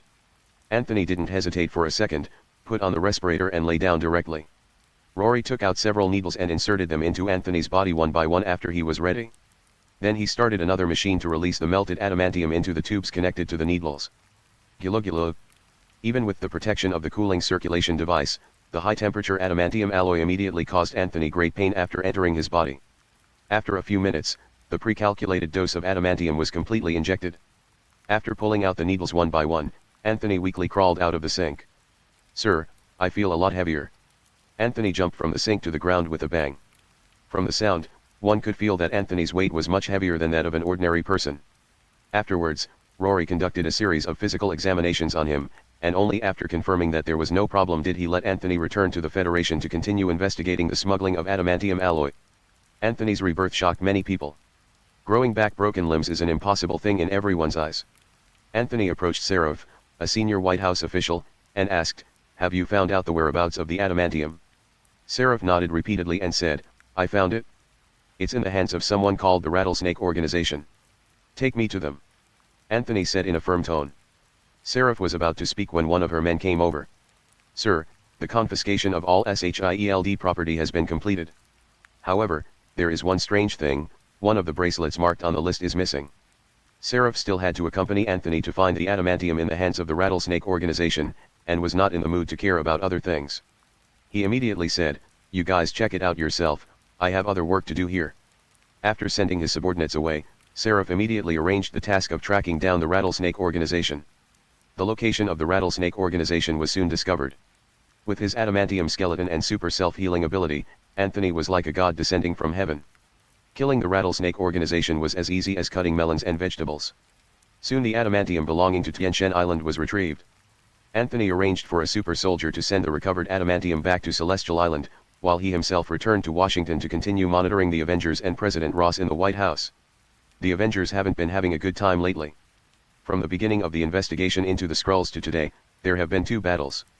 Although both ended with the victory of the Avengers did not find any useful clues. It seems that the Skrulls know about every action in advance. No matter how stupid they were, the Avengers knew that there was a spy among them, but the Skrulls hid too well and could not be found at all. We can't wait any longer. The longer we wait, the more dangerous the people who are taken away will be. The Avengers were divided into 2 teams and acted separately. One side was the Avengers on the Asgard side, and the other side was the temporary Avengers team on the Federation side. Scott and Hope are worried about Hank Pym's safety, and Spider-Man Peter Parker is worried about his good friend Ned. The 6 temporary teams had not even had time to get used to each other when they had differences of opinion. Ant-Man Scott, Wasp Hope, and Spider-Man Peter Parker advocated going to rescue people. Punisher Frank, Black Captain America Isaiah, and Shang-Chi advocated staying in the Federation and seizing the time to investigate the information of the Skrulls within the Federation. Everyone, the Skrulls gather in the core area of nuclear contamination. Ordinary people will die if they go in. Everyone here is a superhero. Is there no other way? Among these 6 people, perhaps only Spider-Man Peter Parker can barely withstand the nuclear radiation, and the others will definitely die if they go in. Peter Parker said, since they've captured Dr. Pym and Ned, it means they're still useful to them. They shouldn't be taken to a nuclear contaminated area. We just need to find them. The problem is we can't find them, Frank said solemnly. If we don't enter the core area, we won't be able to capture the Skrull leaders. Without the Skrull leaders, we won't be able to find where the captured people are being held. Then seek help from more powerful Avengers. Ant-Man Scott suddenly said, maybe we can go find those mages. Can't they find anyone through the portal? That's a great idea. Let's go back to New York right away. Spider-Man agreed impatiently. Seeing that there was no good direction for investigation, the others could only go to New York together to find the Wizard of the Sanctuary. Spider-Man Peter Parker and Strange have a pretty good relationship. On the way back to New York, Peter Parker left a message for Strange online. After returning to New York, it didn't take much effort to enter the Holy of Holies in New York. "Hello, we're looking for Mr. Strange." After entering the sanctuary of the Holy of Holies, Peter Parker took the initiative to explain his purpose to the wizard named Wong. Mage Wong nodded and said, "The Supreme Mage is busy with other things. I will help you." Mage Wong put on the mysterious ring and began to cast a spell, and soon opened a portal in the Hall of the Holy of Holies. Everyone looked inside and saw various equipment placed randomly in the dark factory. Peter Parker suddenly shouted, "They're over there." Everyone turned their eyes and saw the people who had been captured in the distance. Not only Dr. Pym and Peter Parker's friend Ned, but also several federal officials seen on TV. "What are you waiting for? Rescue them quickly." Several people immediately entered the portal. Peter Parker took the lead in rescuing his friends. Scott and Hope went to rescue Dr. Pym, and the remaining 3 went to rescue others. "Hey everyone, look." The others turned to look and saw Shang-Chi walking over with a thin black man. "It's James Rhodes." The temporary team of 6 Avengers went in and out of the portal several times and rescued all the people imprisoned by the Skrulls. Ever since Rory showed up, the Avengers haven't had things go as smoothly as they did today. This operation rescued nearly 20 officials, which was a great success. Next, as long as we check the identities of these people, we will be able to find the fake Skrulls immediately. Peter Parker and Ned hugged each other, and the chubby Ned sighed aggrievedly, "Brother, I thought I would never see you again." "How could that be? I won't give up on you." Not far away, Dr. Pym, an old man in his 70s, was in poor health and was recovering slowly. He opened his eyes and saw Scott and Hope, and trembled his lips, "It's great to see you again." When Master Wong was racking his brains over how to deal with these people, the doorbell of the Holy of Holies suddenly rang. Ding dong. Master Wong walked over and just opened the door a crack, but the next second it was violently pushed open by someone outside. Bang. Master Wong was hit by the door and fell to the ground. Anthony walked in indifferently with 5 super soldiers, followed by a group of federal agents. "Who are you?" "God Island." "Anthony the Blade of Death." Anthony narrowed his eyes and glanced at everyone present, then said calmly, "Take everyone back. Anyone who resists will be killed." Rory's attitude towards the Avengers is the same as Anthony's attitude towards the Avengers.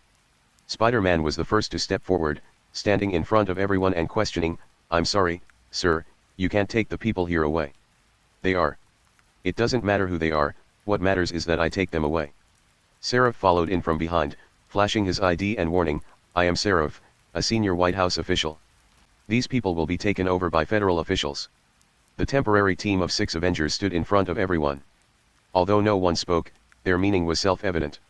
Seraph frowned and asked, "Do you want to stand on federal soil and become an enemy of the Federation?" The Avengers' temporary 6-member team lacked a backbone, and no one took the initiative to speak up and respond. After a moment of stalemate, Ant-Man Scott came out with his hands raised, "Hey everyone, calm down, we are not enemies." Page 76. Scott stood between the 2 sides, put away his Ant-Man helmet and looked at Anthony, smiling and saying, "Hey buddy, do you remember me?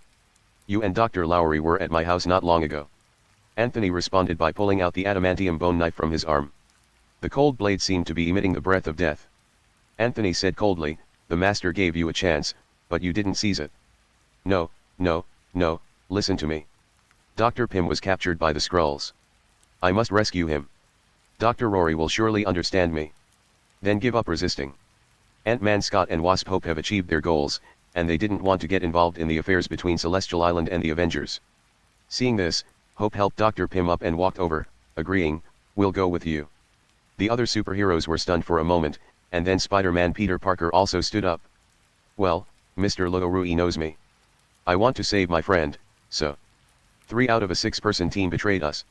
How can we continue the game?" Anthony turned to look at the remaining 3 people, and pointed his long sword at the 6 10 rings on Shang-Chi's hand. "Give me that." Dream. 4 of the 10 rings have been stolen. His purpose of staying with the Avengers is to find an opportunity to take back the 10 rings that were stolen by Rory. Of course, it is impossible for him to give the remaining 10 rings to the other party. "I'm not discussing this with you." Anthony waved his hand, and several super soldiers behind him immediately surrounded him. The atmosphere on the scene became more solemn. Bang. Unable to avoid it, Punisher Frank fired the first shot of the attack. The bullet hit Anthony's forehead steadily, but before he could show a happy expression, the bullet head between Anthony's eyebrows was squeezed out, fell to the ground with a ding-dong sound, and the wound between his eyebrows healed as before. The power of the 10 rings is very strong. Even if 4 of them are missing, ordinary super soldiers are still no match for him. The 10 rings are so powerful that anyone who gets close will be knocked away. The next second, the super soldier took out his pistol, and this time it was Shang-Chi's turn to be dumbfounded. Swish. Let's go. Fatty Mage Wang opened a portal and immediately escaped with a few people. As for the remaining rescued people, there was nothing they could do but leave them to the federal officials. If I had known this, there would have been no need for the conflict just now. The outcome remained the same, and the relationship became even worse. Chapter 92. Dad was arrested, daughter was kidnapped, poor Scott family. Seraph and his men searched the Holy of Holies but found nothing. It was just an ordinary residence. Anthony and Seraph knew that it must be the group of wizards who used magic to turn this place into an ordinary residence. There was nothing they could do because they didn't understand magic and couldn't break it. Take these people back and pack up. Before getting in the car, Anthony ordered, arrange a special plane to take Ant-Man and his family to Tianshan Island. Sir wants to see them. Seraphim would naturally not object. Although she, a senior White House official, only served as an errand runner, she gained a lot from this trip. Among those brought back were not only federal high-ranking officials, but also senior leaders from many other countries. More importantly, the war machine James Rhodes was also brought back. Everyone was taken into the car, and one of the women tried to reduce her presence as much as possible and blend into the crowd. Rory was wandering around San Francisco when he received the news. The person on the phone just told Anthony to send over a list of the rescued people. After hanging up the phone, the Chevrolet Suburban just stopped. Rory put away his phone and got out of the car. He first glanced at the PIM Technology Company building, then walked in. Rory is not a physicist and cannot develop a quantum channel. Ant-Man and his family are not at home, so he plans to come here and pick up a ready-made quantum channel to take back. Although Dr. Pym was not there, PIM Company was still operating normally. The security guard raised his hand to stop Rory, and someone immediately came forward and showed his ID. FBI, back off. Seeing this, the security guard had no choice but to make way. Rory arrived at Dr. Pym's laboratory without any obstruction. As soon as he came in, he saw the finished quantum channel. Just as he was about to go forward, a voice suddenly called Rory. Who are you and why are you here?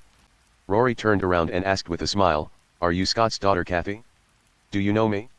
Sorry, Dr. Pym is not here. This is a private laboratory. Please leave. Rory raised the corner of his mouth and said, I'm not here to see Dr. Pym, and I know where he is. If you want to see Scott or Dr. Pym, you can come back with me later. Kathy and Scott learned the news of Dr. Pym's kidnapping over the phone. When they heard Rory say that he knew Dr. Pym's whereabouts, they immediately became alert. Why should I believe you? The person following Rory stepped forward, showed his ID, and explained, Senior FBI agent, Dr. Rory is a scientific research consultant for the military. Rory continued, Dr. Pym has been rescued and is staying with your father, Scott, and Hope. If you still don't believe me, I can give you a phone call. Kathy thought for a moment and then said, okay, let me talk to them and I'll believe you. Rory took out his cell phone and called Anthony, and the call went through quickly. Let Scott answer the phone and tell him that his daughter misses him very much. Anthony understood immediately after hearing it, and immediately went to the place where Ant-Man and his family were imprisoned. Covering the phone with one hand, he warned Scott, your daughter is going to talk to you, you should know what to say and what not to say, right? Using Kathy to threaten Scott is almost like strangling Scott's weak spot. Scott was angry at first, then nodded immediately. The phone was handed to Scott, who couldn't wait to ask, Kathy. Dad. It's really you. Where are you? Are you safe? Scott glanced at Anthony, then said, hey baby, we are all safe, you don't have to worry, but we have other work to do during this period, so we may not be able to go back until later. Under the threat of Anthony's dead eyes, Scott didn't dare to say anything. He could only chat about trivial things and didn't dare to reveal any information. A few minutes later, seeing that Scott still had no intention of hanging up the call, Anthony had to step forward and signal him to finish it quickly. Scott quickly said to the phone, baby, just wait for us to come back, okay? Then you must pay attention to safety. Reluctantly, Scott finally hung up the call. After returning the phone to Anthony, he couldn't help but ask one more question, hey man, how long are you going to keep us locked up? Ant-Man's suit and Pym particles were confiscated, so there was no way to escape. What's more, the other party used Cassie as a threat, so Scott and his friends didn't dare to act recklessly. Anthony gave him a cold look, then turned and left. In San Francisco, Kathy, who had hung up the phone, looked up at Rory and asked, is my father really okay? Of course, we are going to invite Scott and Dr. Pym to participate in an experiment. There is no danger. Do you miss them? Kathy nodded. Rory smiled and said, That's easy. Although it's a secret experiment, I can make an exception and let you see it. Is it really possible? Of course, I have the final say on this project. Although Kathy's suspicion about Rory's identity was dispelled, she still doubted Rory's motives for coming here. He immediately asked, "Then what is your purpose for coming here?" "The experiment requires a quantum channel. Dr. Pym is an expert in this area. It would be a waste of time to rebuild one, so I came here to take the machine away." Kathy also has some research on the quantum field, and can even be said to be obsessed with it. She had also secretly done research on this topic herself when Dr. Scott and Dr. Pym were away. Now there is a larger research project, and it is related to the quantum field. Kathy is of course interested and immediately agreed. Scott never thought that his daughter was about to be abducted by Rory. Even if he knew, he couldn't do anything to Rory. The reason was simple, he couldn't beat him. Rory and Kathy stood outside the door of Pym Technologies and watched the quantum channel being loaded into the car. Then they sat in the back seat of the Chevrolet Suburban. Rory asked curiously, "Kathy, you should have done some research in the quantum field, right? Can you tell me about it?" Rory is very interested in time travel, including parallel universes and time paradoxes. Although he had experienced time travel several times and even crossed parallel universes, he really didn't know much about it. As soon as we talked about this, Kathy immediately became interested. "Of course, no problem. Where would you like to start?" "Let's start with time travel." The Chevrolet Suburban followed the convoy transporting the quantum channel and moved forward steadily. The two chatted enthusiastically in the car. A quantum is the smallest, indivisible unit, but Dr. Pym believes there are other elements beneath the quantum. The emergence of Pym particles is the process of these elements becoming smaller. He believes that by shrinking them to the same size as a quantum, we can further observe the quantum. The truth is, just as Dr. Pym envisioned, there's another realm within the quantum realm. In this realm, time and space are no longer important. Because there is an entanglement between quantum states, it's not two identical quantum states, but rather the same quantum state at different time periods that is entangled with each other. If you enter from this quantum state, you can exit from another point in time of this quantum state. Rory roughly understood it and understood the principle of time and space travel, but he could not understand what the quantum field was. As they chatted, the convoy arrived at the military base closest to San Francisco. After getting out of the car, Kathy discovered that the quantum channel was being transported to a transport plane and asked curiously, "Do we still need to take a plane?" As they chatted, Kathy's impression of Rory changed greatly. Because no one has ever listened to her fascination with quantum science like Rory. Rory smiled slightly, "Yes, it's still a long way to go. When we get there, I can set up a separate laboratory for you so that you can continue to study what you like." Page 77. "That's great. Thank you, Rory." Kathy clapped her hands happily. One is young and beautiful, the other is calm and handsome. It is easy for two knowledgeable people to be attracted to each other. "Gray, all the scientists and official politicians we captured have been rescued." Grevik said indifferently, "Tell our people to withdraw first. I've already got what I wanted, so it doesn't matter if I rescue them." The Skrulls kidnapped Maya Hansen to obtain the extremis virus and created a group of powerful Skrull warriors. He captured Dr. Pym, obtained the formula for manufacturing Pym particles, and stole a time-space shuttle bracelet from the Federation when it confiscated SHIELD items. Now all he needs to do is create a quantum channel, and he can take the Skrulls to another level. It was true that Grevik's original plan was to occupy the Earth, but later he discovered that the gap between the Skrulls and the Avengers was too big, and there was also the covetous Celestial Island on the other side, so it was almost impossible for the Skrulls to completely occupy the Earth. So Grevik thought of another way out, which was to go back to the past and change the history of the Skrulls. Crazy people will not just be crazy about one thing, but will come up with even crazier things. Grevik hung up the phone and continued mixing the Pym particles. At this time, his subordinate Giaya walked in and said, "Gray, what are you doing?" Gray said without turning his head, "You will know soon." Gaia had just visited her old father. Her father could be regarded as the temporary leader of the Skrulls who lived on Earth in the previous generation, but he was ousted after Grevik came to Earth. Grevik believed that Gaia's father was too weak and only knew how to hide his identity as a Skrull. He never thought about finding a way out for the Skrulls and even left the fate of the Skrulls to the One-Eyed Man. Giaya is a member of the new generation and agrees more with Grevik's views, so she and her father have taken different paths. But as the situation became increasingly tense, with the human government in front and the Avengers behind, the Skrulls were at risk of destruction at any time, so Gaia went to meet her old father in person. But in the end she learned a cruel truth. Her mother was actually murdered by Grevik. The purpose of coming here today was to ask clearly in person, but after seeing Grevik concentrating on experiments for the survival of the Skrulls, Gaia hesitated again. A few minutes later, Grebek excitedly held up a tube of newly generated PIM particles and murmured, "The future of the Skrulls." By absorbing PIM Hank's memories, Greywick was able to create PIM particles, and the next step was quantum channel. "You've come just in time. Follow this list and help me get what I need back. Hurry." Jiaya took the list and nodded after a moment, but ultimately did not ask what she was about to say, and turned and left the factory. Grebek glanced at Jiaya's back and snorted coldly. It is true that he wants to save the Skrulls, but before that he must be the Skrulls' king. Chapter 93, The Island Owner's Leisurely Life. The transport plane landed on Tianshan Island, and Kathy was stunned when she got off the plane. Standing on a huge palm with its fingers pointing into the sky, and a huge head in the distance, the oppressive feeling of looking directly at it hits you in the face. If someone with gigantic fear stands here, he will definitely faint from fear. So big. Luo Rui walked behind Kathy and said gently, "You'll get used to it slowly. Come on, I'll show you around here. Get on a jeep and drive out of the airport into the town." The construction of the town is nearing completion, and now in addition to the soldiers and workers, there are also some of the soldiers and workers' families. Some people gathered together to chat, some were growing flowers and grass in front of their homes, and some were cooking delicious food. The town gradually became more full of life.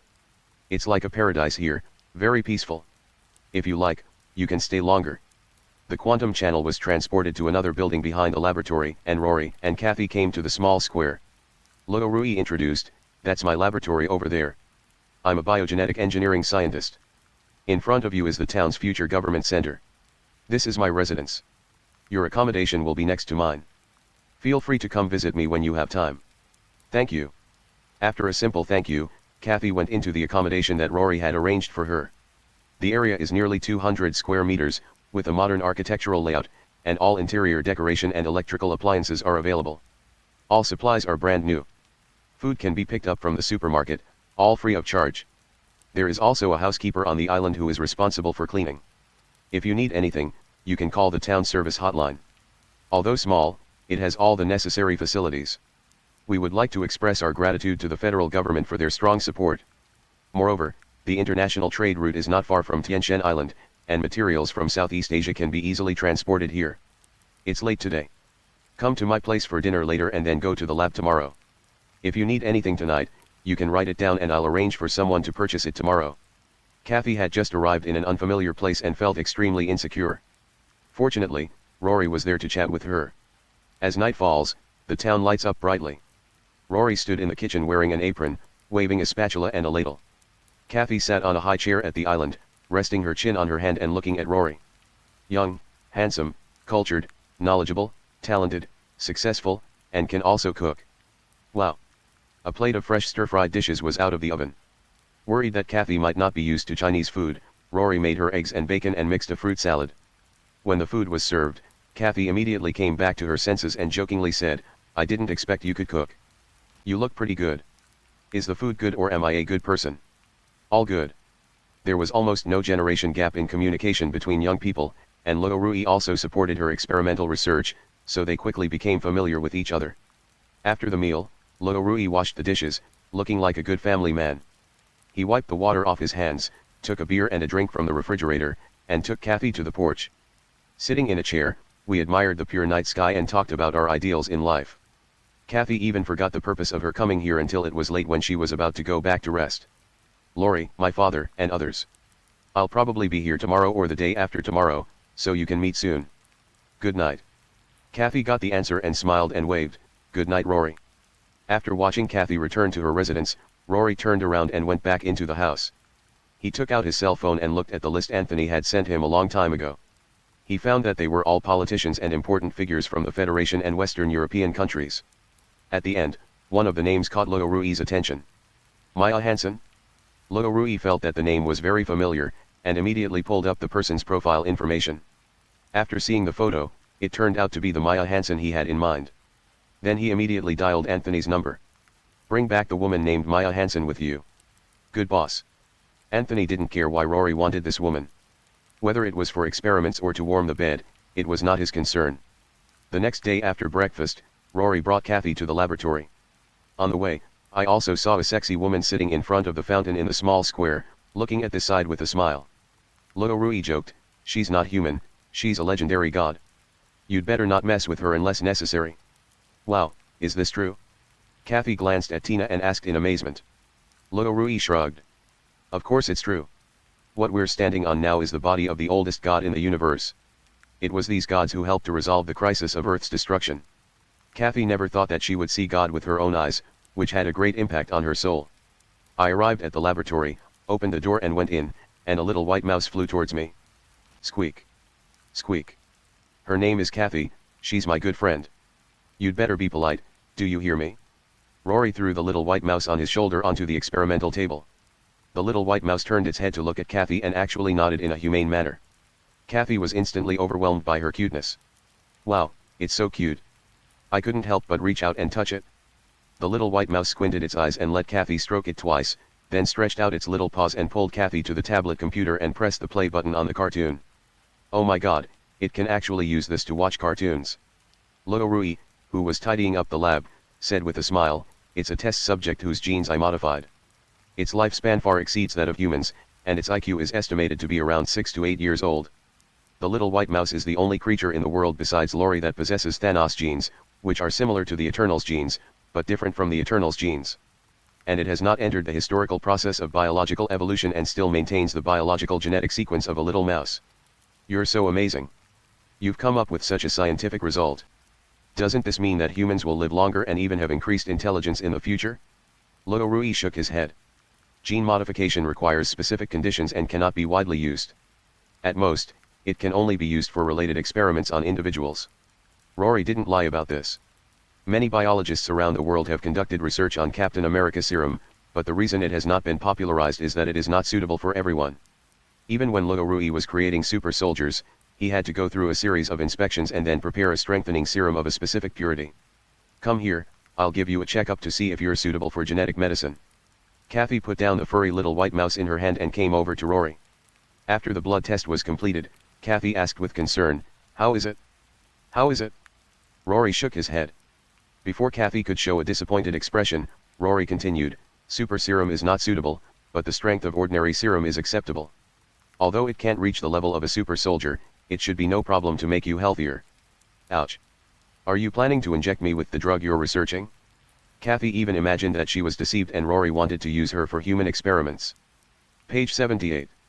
The next second, Rory refused, of course not. Injecting the drug is not as simple as you think. Next time there is a super soldier injection, you can come and see it. And you must get your father's consent. After visiting Rory's laboratory, we went to the experimental site arranged for Kathy. It's a medium-sized laboratory with only some basic infrastructure, which can only be purchased again if needed. Kathy is very satisfied with this place. She never thought she could have her own laboratory. I like it here very much, but... Kathy felt a little embarrassed to accept Rory's gift for no reason. Rory smiled and said, it's nothing. Your father and Dr. Pym will help me complete the experiment. This laboratory can be regarded as additional compensation. Of course Kathy was willing to accept it, but she just didn't have a reasonable reason. Rory gave her the step, and Kathy immediately went down it. Where's the list I asked you to prepare? Rory asked, holding out his hand. Kathy immediately pulled a list from her pocket and handed it to Rory. That's all I need right now. I'll take care of it. 2 days later, a military plane landed at the Tianchen Island airport, and Ant-Man, his family, and Maya Hansen were invited down by 2 super soldiers. After entering the town, several people were exploring everything here with curious eyes. However, when entering the small square in the center of the town, Scott's face changed drastically. Kathy. In front of the fountain in the center of the small square, Rory and Kathy sat next to each other. They seemed to be telling some jokes, which made Kathy giggle. Suddenly hearing someone calling her name, Kathy turned around subconsciously and found that her old father Scott was standing not far away. Her little face turned red and she immediately stood up and ran over. Dad. You're finally here. Scott looked worried and annoyed and asked, why are you here? Didn't I tell you to stay home? Kathy asked puzzledly, Rory said you were coming to participate in a pilot project. We talked on the phone before, so I came. Scott immediately directed his anger at Rory, who simply nodded as a greeting. Scott was so angry that he wanted to explode, but he couldn't. It's really like a turtle falling into a fire pit, it's so suffocating and angry. What kind of thing is this? He arrested the father's family and then tried to seduce his daughter? There are very few villains this outrageous. Kathy was very confused about her father's attitude and asked curiously, Dad, what's wrong with you? Scott tried hard to suppress his emotions, forced a smile and said, "It's okay, I'm just worried about you. I'm fine. Rory is very good to me. He even prepared a laboratory for me, and the environment here is great." The more Scott listened, the more uncomfortable he felt, as if someone was grabbing his heart. "It feels like my beloved baby is about to be stolen." But the fact is that when he was busy saving Dr. Pym, his house was robbed. Not only Kathy was stolen, but also everything in Pym Technology Company. Chapter 94, Easily Controlled Yet Helpless. Send Ant-Man and his family to the residence arranged in advance, give them a tour and then go to the living room.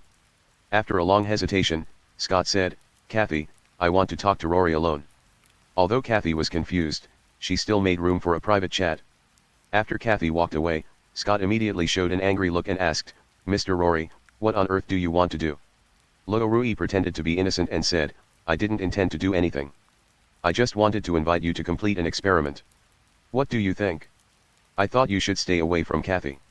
Rory chuckled twice, then said with a forced smile, "It's my freedom to contact anyone, and it's Kathy's freedom as well. Even if you're her father, you shouldn't interfere. And don't forget, your family are all my captives now, and you have no right to make any demands on me." Scott was speechless. He was just overwhelmed by anger, but was awakened by Rory's words. The lives of his family are in Rory's hands, so he really has no right to negotiate any conditions, but as Kathy's father, he will protect Kathy even if it means his death. He immediately snorted, "Even if you kill me, I won't let you hurt my Kathy." Rory was speechless and asked, "Why do you think I would hurt Kathy? Haven't you hurt her?"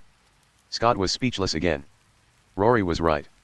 He disappeared for 5 years during the most critical period of Kathy's growth. He did not fulfill his responsibilities as a father, which was indeed a harm to Kathy. Rory patted Scott's shoulder and said soothingly, "Stay here and live well. This way you can supervise Kathy and me at any time. Isn't that great?" Scott wanted to curse. First of all, he didn't come to Tiantian Island voluntarily. Secondly, Kathy was here, and he would not leave even if she drove him away. People's behavior will be influenced by emotions, and no one can remain truly rational. After the conversation, Ant-Man and his family gathered together.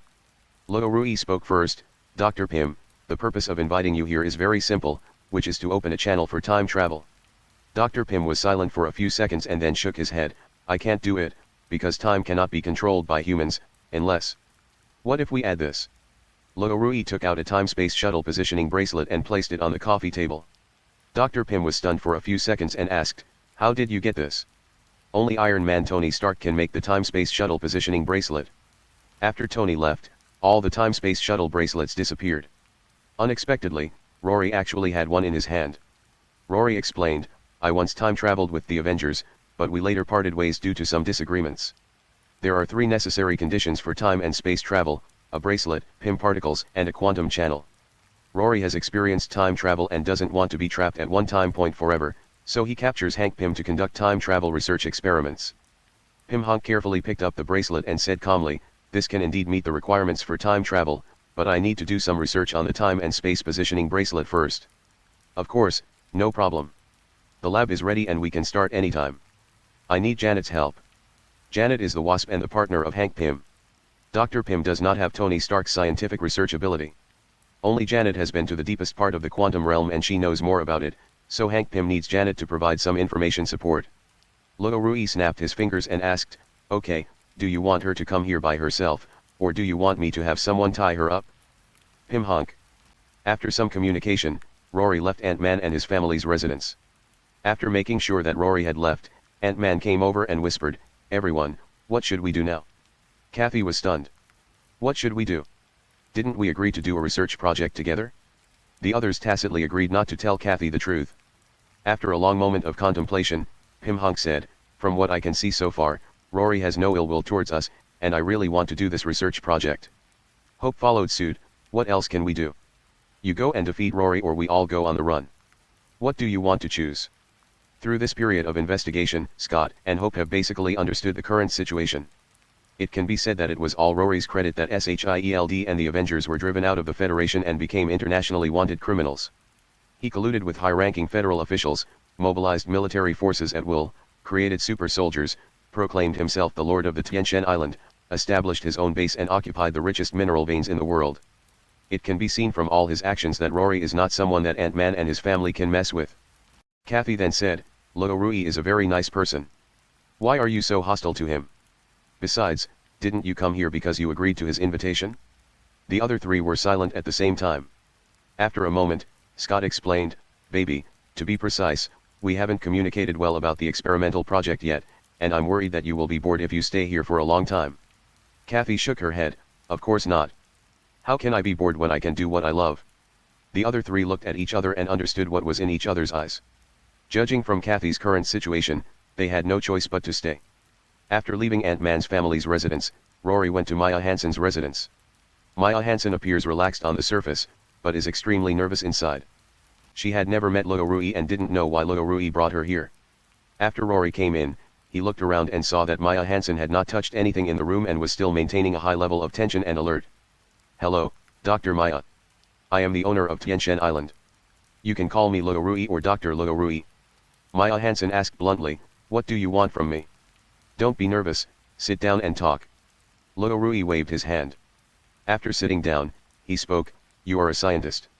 I don't think you should waste your life and your talent. Have you ever thought about what your future will be like? Maya Hansen is at most half a biologist, and the other half can be called a virologist. The Extremis virus was developed by her and Killian, and later caused a lot of trouble for Iron Man Tony Stark. Maya Hansen was silent for a moment and then asked, do you want me to serve you? Can we talk about it in detail? Of course, no problem. Rory leaned back on the sofa and continued, I'm a biologist myself. In the field of biological genetics, there's probably no one on this planet more authoritative than me. Rory looks to be only in his early 20s, but he dares to claim himself as an authority in the field of biology. Maya Hansen doesn't know where Rory gets the courage from. Seeing Maya Hansen's disbelief, Rory didn't intend to explain, but continued, but my energy is limited, and I need a qualified assistant. That's why I brought you here. Maya Hansen immediately asked, how long do you need me to work for you, and when can you let me go? Rory smacked his lips and smiled, even if I tell you a specific deadline, you might not believe it. Let's stop this meaningless temptation. Maya Hansen asked this question not because she really wanted to know when she could leave, but because she wanted to determine whether Rory would destroy her physically. After making sure that Rory would not kill her easily, Maya Hansen felt slightly relieved. Page 79. Then he replied, I can be your assistant, but no big deal. You'll know the specific work when you come to the lab tomorrow. Go to bed early. I don't want you to be listless while working. After saying that, he stood up, shook his clothes, and left Maya Hansen's residence with a smile. The next day, Rory did not disturb Ant-Man and his family anymore, but brought Maya Hansen to the laboratory. This is genetic test data. I need to know all the data comparison parameters. You will complete the data comparison and provide me with a feasibility report when you are finished. Maya Hansen took the data, took a quick glance at it, and immediately showed a surprised expression. Did you do all this? Rory nodded in acknowledgement. It's incredible. You actually cracked the genetic code of the gene sequence. So, those super soldiers were actually created by you? As an expert in genetic enhancement, she can recognize a super soldier at a glance. Just like a woman can tell the quality of cosmetics at a glance. Okay, get busy. Your work area is over there. You cannot enter the core area without my permission, and you cannot take anything from my laboratory. If I find you, death will be a relief for you. Being able to become an expert in certain fields means that this person must have a strong interest in this field. Maya Hansen is no exception. She was so engrossed in the data that she didn't pay any attention to Rory's threats. 2 days passed in a flash. The Ant-Man family who decided to stay have started working, and Scott and Hope helped Dr. Pym set up a laboratory. Kathy was busy with her own little experiments. When she was tired, she would come out to relax. Occasionally, she would visit her old father, and occasionally come to visit Rory. The main feature is to soak up both rain and dew. Maya Hansen is even crazier. She stays in the lab all day and refuses to come out. That afternoon, a special plane and 2 ships arrived at Tianshan Island at the same time. Ant-Man and his family went to greet Janet, the first Wasp, while Rory came to the dock. Also returning on the boat was Steel Pane, who came up to Rory and handed him a list. Boss, the first batch of islanders transported here consists of 726 people. They will be delivered to the mine in an hour. All the equipment needed has been delivered and will be sent to the town after acceptance. We haven't been able to recruit any volunteers for the experiment yet, so we've sent you 30 Dobermans for your use. Rory hasn't used volunteers for human experiments for a long time. On the one hand, it's because genetic enhancement has reached a bottleneck and is not needed for the time being. On the other hand, he doesn't want to create uncontrollable superpowered people, mainly because he doesn't want to make things easier for the federal officials. Chapter 95, The Dog Boss Who Looks Cold But Is Weak Inside. Payne arranged for a construction team to build a temporary kennel specifically for raising 30 Dobermans. Among these 30 Dobermans, there is one that is particularly ferocious. If other dogs get within a meter of it, it will make a warning sound. If they get any closer, it will bite them madly. On the first day the kennel was built, the dog bit 3 other Dobermans and became the boss among the 30 Dobermans. Rory opened the dog fence and entered the kennel, which immediately alerted all the dogs. The Dog King stood in the middle of the kennel, lowered his front legs, his lips trembling as he made a whimpering sound, and stared at Rory with fierce eyes as if he might attack at any time. Rory chuckled and walked over. The Dog King did not disappoint Rory. He immediately pounced on Rory and bit his arm, shaking his head wildly, trying to bite Rory's arm off. Rory lifted up his bitten arm, and the Dog King, who refused to let go, was lifted into the air. "It's just you." With his other hand, he grabbed the Dog King by the scruff of the neck, opened the fence, and left the kennel. The remaining 29 Dobermans gathered at the door and stared blankly at their new king being taken away by Rory. Rory brought the Dog King back to the laboratory, and Maya Hansen and the little white mouse turned their heads to look at them at the same time. Roar woof. Squeak. The little white mouse was not one that was used to dogs. Seeing the dog being so arrogant, its tail instantly stretched out and then slapped the Dog King hard in the face. Snapped. The Dog King was stunned for a moment, obviously stunned by the beating. Shusha turned his head triumphantly and continued watching the cartoon. Rory used restraints to tie up the Dog King's mouth and all 4 legs, and shouted to Maya Hansen, who was not far away, "Go and get potion number 25. The important serum and blood samples were stored in Rory's safe cold storage, and the medicines used for experiments were placed outside. Maya Hansen came over with a potion labeled number 25 and asked, "I haven't done any data evaluation on this potion yet. Does it have any special effects?" "This is a weakened version of the beast potion. It contains the triangular helix gene and is not suitable for humans. It can only be used for animal experiments. I don't know its efficacy." Rory first drew some blood samples from the Dog King's body, and then used agent number 25 to perform a cell puncture experiment. As long as there was no strong rejection reaction, he could proceed directly to the live experiment. The cell puncture experiment seemed simple to Rory, but expert Maya Hansen discovered something different. That is, Rory's cell puncture can accurately hit the cell nucleus, even when operating under a microscope. There are very few humans who can do this, and most of them use machines. After completing the puncture experiment, the cells were placed in the observer and the detailed data of cell fission were quickly read out. "Send this dog into the closed laboratory and prepare it for injection." "Okay." Maya Hansen pushed the experimental bed into the closed laboratory. The Dog King was tied to the bed and could not move, he could only whimper. The closed laboratory is made entirely of alloy, making it safer to conduct experiments here. When Rory came in with the printed data sheets and medicine, Maya Hansen had already connected various instruments and equipment. Having an assistant does make the work much easier. "Go out and help me close the door." Maya Hansen didn't know what the consequences would be if she stayed. She thought Rory didn't want her to know the details of the experiment, so he sent her away. After Maya Hansen left, she closed the door of the closed laboratory, stood outside the door and secretly looked inside through the glass. Rory knew she was peeking but didn't pay it any mind. He loaded the medicine into the injection gun, then turned on the light-wave X-ray machine to find the precise injection point, and with a puff shot, the entire medicine was injected into the Dog King's body. Ugh! The dog struggled twice, then immediately began to twitch all over, foaming at the mouth, and its eyes rolled up to the top, as if it had eaten rat poison and was about to die at any moment. A minute later, the Dog King's body began to swell. In order to prevent the restraints from hurting it, Rory conjured an energy dagger to cut through several restraints, and then watched the Dog King grow bigger with his own eyes. Huffchi huffchi. Increased body size will put enormous pressure on the heart and blood vessels. Incomplete evolution during the genetic modification process will cause a burden on the body. Rory took out the nutritional injection he had prepared in advance and injected it into the Dog King's body, and his breathing soon stabilized. When the Dog King expanded to a certain size, it almost shocked Maya Hansen, who was outside the door. She had never seen a biological agent that reacted so quickly. The faster the reaction, the more targeted and intense the drug's efficacy was. She believed she couldn't do that. This is related to the observation of the microscopic world of genes. Maya Hansen does not yet have the ability to manipulate and change microscopic genes. After a few minutes, the Dog King slowly opened his eyes, a cold light flashed in his eyes, and he raised his head slightly to look at Rory. Rory looked into the Dog King's eyes without fear. The Dog King slowly crawled from the experimental bed to the ground, and then slowly stood up. Only then could one intuitively feel the oppressive feeling after the Dog King became bigger. When standing on all fours, the shoulder height is 160 centimeters including the neck and head, the total height is almost 180 centimeters, just a little shorter than Rory. The originally skinny body swelled up a bit and looked very strong. The man and the dog looked at each other straight in the eyes. The Dog King slowly opened his mouth and was about to show a ferocious expression when Rory slapped him in the face. Snapped. The slap landed on the Dog King's mouth, causing him to stagger immediately. The Dog King turned his head and looked at Rory again, and Rory slapped him again. Snapped. Snapped. Snapped. Every time the dog looked at Rory with his eyes level, Rory would slap it. Until the dog finally couldn't bear it anymore, bared its teeth and opened its bloody mouth to bite Rory, wanting to bite Rory's head off in one bite.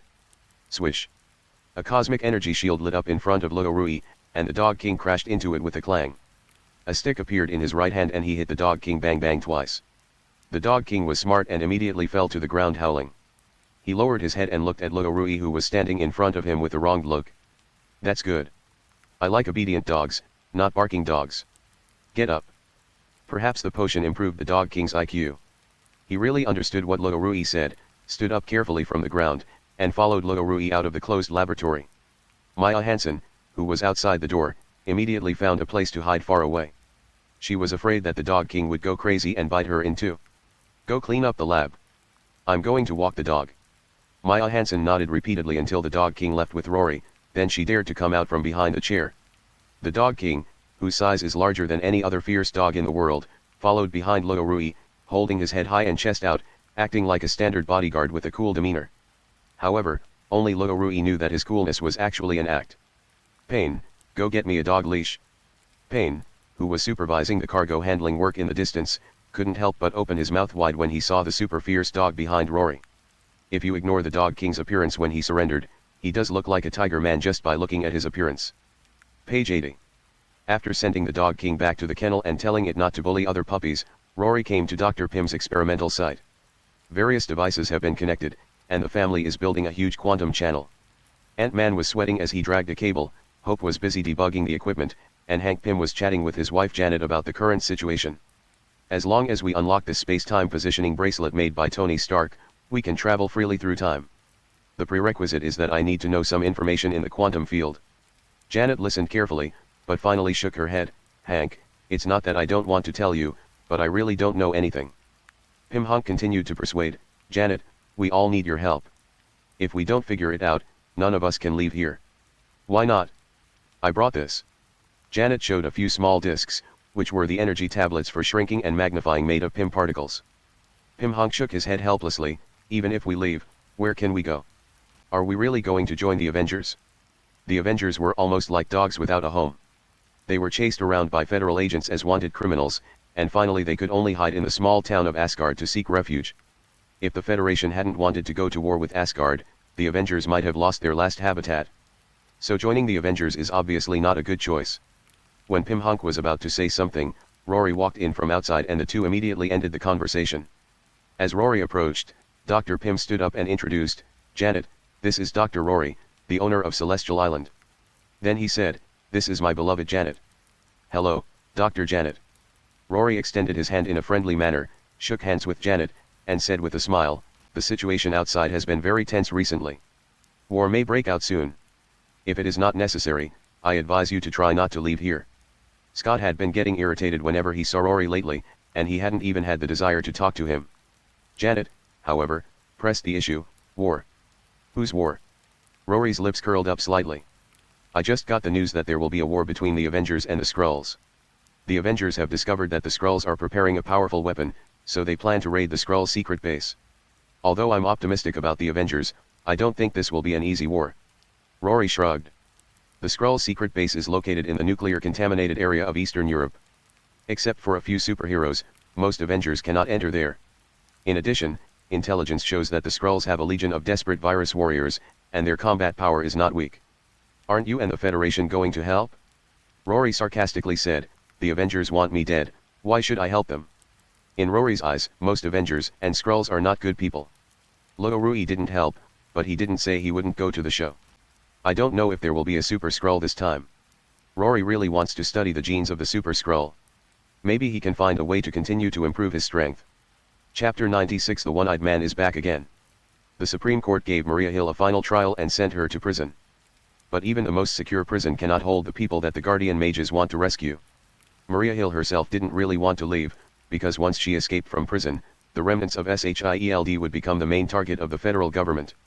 However, after receiving a message from outer space, Maria Hill escaped from the prison through the portal without hesitation.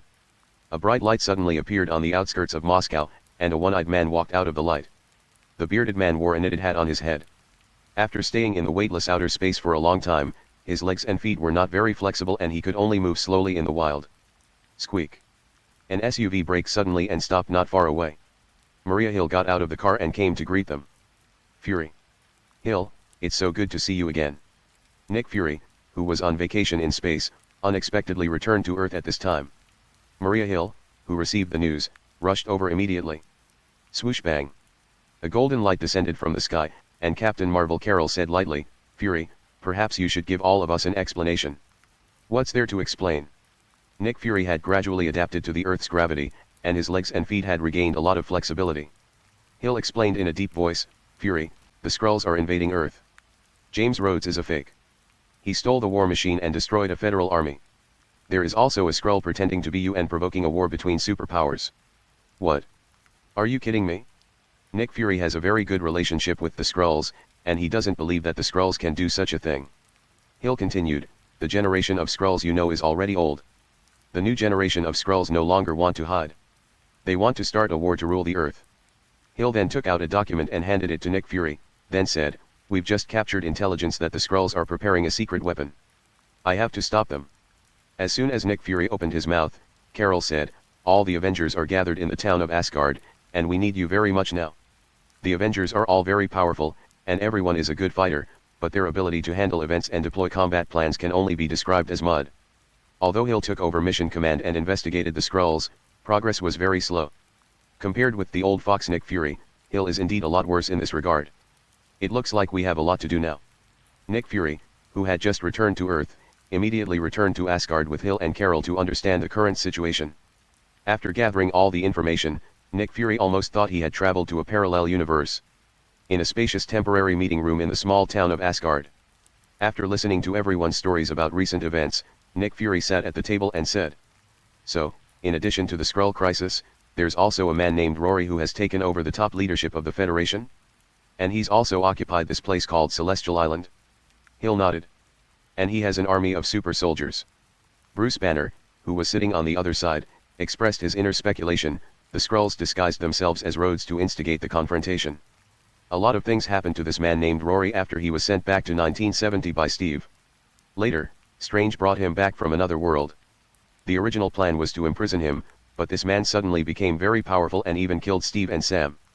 Then a fake Nick Fury shows up and says he's forming the new Avengers. Of course, we all join and we attack a Federation military base. Hearing this, Nick Fury's face looked as ugly as if he had eaten. The headache asked, are you guys being played around like this? Banner said depressedly, among all the people here, no one except Carol knows that there are Skrulls on Earth. It's all your fault. Nick Fury coughed twice to hide his embarrassment. It is indeed his fault. After the war crisis between the Skrulls and the Kree was resolved in 95, it was he who proposed to take in the Skrulls. He also said that he would find a suitable new home for the Skrulls, but this promise has not been fulfilled even after almost 30 years, otherwise the current situation would not have occurred. Bruce Banner continued, although there are misunderstandings between us and Rory, conflict is unavoidable. Strange also said that he is the destroyer. As long as Rory is alive, our world will be destroyed sooner or later. Is this person very strong? All the superheroes present who had fought with Rory nodded at the same time. Very strong, as powerful as Thanos back then. Captain Marvel Carol's real name authentication made Nick Fury believe it. Bruce Banner took over and continued, but we don't have the Infinity Stones anymore. Then travel through time to find it? What are you waiting for? Nick Fury asked puzzledly. Banner smiled bitterly and shook his head, I thought about it, but Strange said that even if we go back in time, we won't be able to get the original stone again. Why? Time paradox. Banner took out a pen and paper and explained as he drew. The prerequisite for quantum travel is to operate on the same timeline. When the timeline changes, a branch will be formed. Because Rory disrupted the course of history, the timeline we are in now has become a branch timeline. Theoretically, we can go back to the main timeline to get the Infinity Stones, but we can't bring the Infinity Stones back to our current branch timeline. Instead, we will go to the future of the main timeline, but there is no Rory there, so the Infinity Stones have completely disappeared from our timeline. Damn time theory, I don't understand what you're talking about at all. Nick Fury complained and then asked, so, we have to fight this guy named Rory? At the moment, that's the case. Then fight. Gather all your forces to fight him. Do you think we are afraid of him? Nick Fury is more confident than the Avengers. After all, he is not the one going to the battlefield. But before that, the first thing to deal with is the secret invasion of the Skrulls. Nick Fury stood up and said, I'm going to go see an old friend first to see if I can get some specific plans about the Skrulls. Nick Fury acted decisively and immediately began to arrange the tasks. Some people followed him to find familiar Skrulls to find out the situation, while the other part prepared to fight the Skrulls, hoping to launch an attack as soon as they got accurate information. Quickly, Nick Fury found his former Skrull friend and immediately determined the current situation within the Skrulls. A hawkish leader emerged among the Skrulls, a young Skrull named Gravik. Not only did he create Skrull warriors, but he also secretly developed a weapon. The specific information is still unknown, he only knows that such a thing is very dangerous. Therefore, Gravik must be eliminated before the secret weapon is completed. The problem now is that Gravik is hiding in the center of the nuclear contaminated radiation area. Thor is not here, and among the Avengers, it is likely that only Captain Marvel Carol and the Hulk Bruce Banner can withstand a huge amount of radiation inside. And being able to withstand it doesn't mean there is no impact. When radiation changes from one energy state to another, it releases microscopic particles that can cause very serious and permanent damage to carbon-based organisms. In order to deal with Gravik, losing two of the strongest fighters in the Avengers seems not worth it. Just when Nick Fury was at a loss, the old Skrull's daughter Jaya came to him. Gaia has never gotten over the fact that her mother was murdered by Gravik, so she finally finds an opportunity to question Gravik.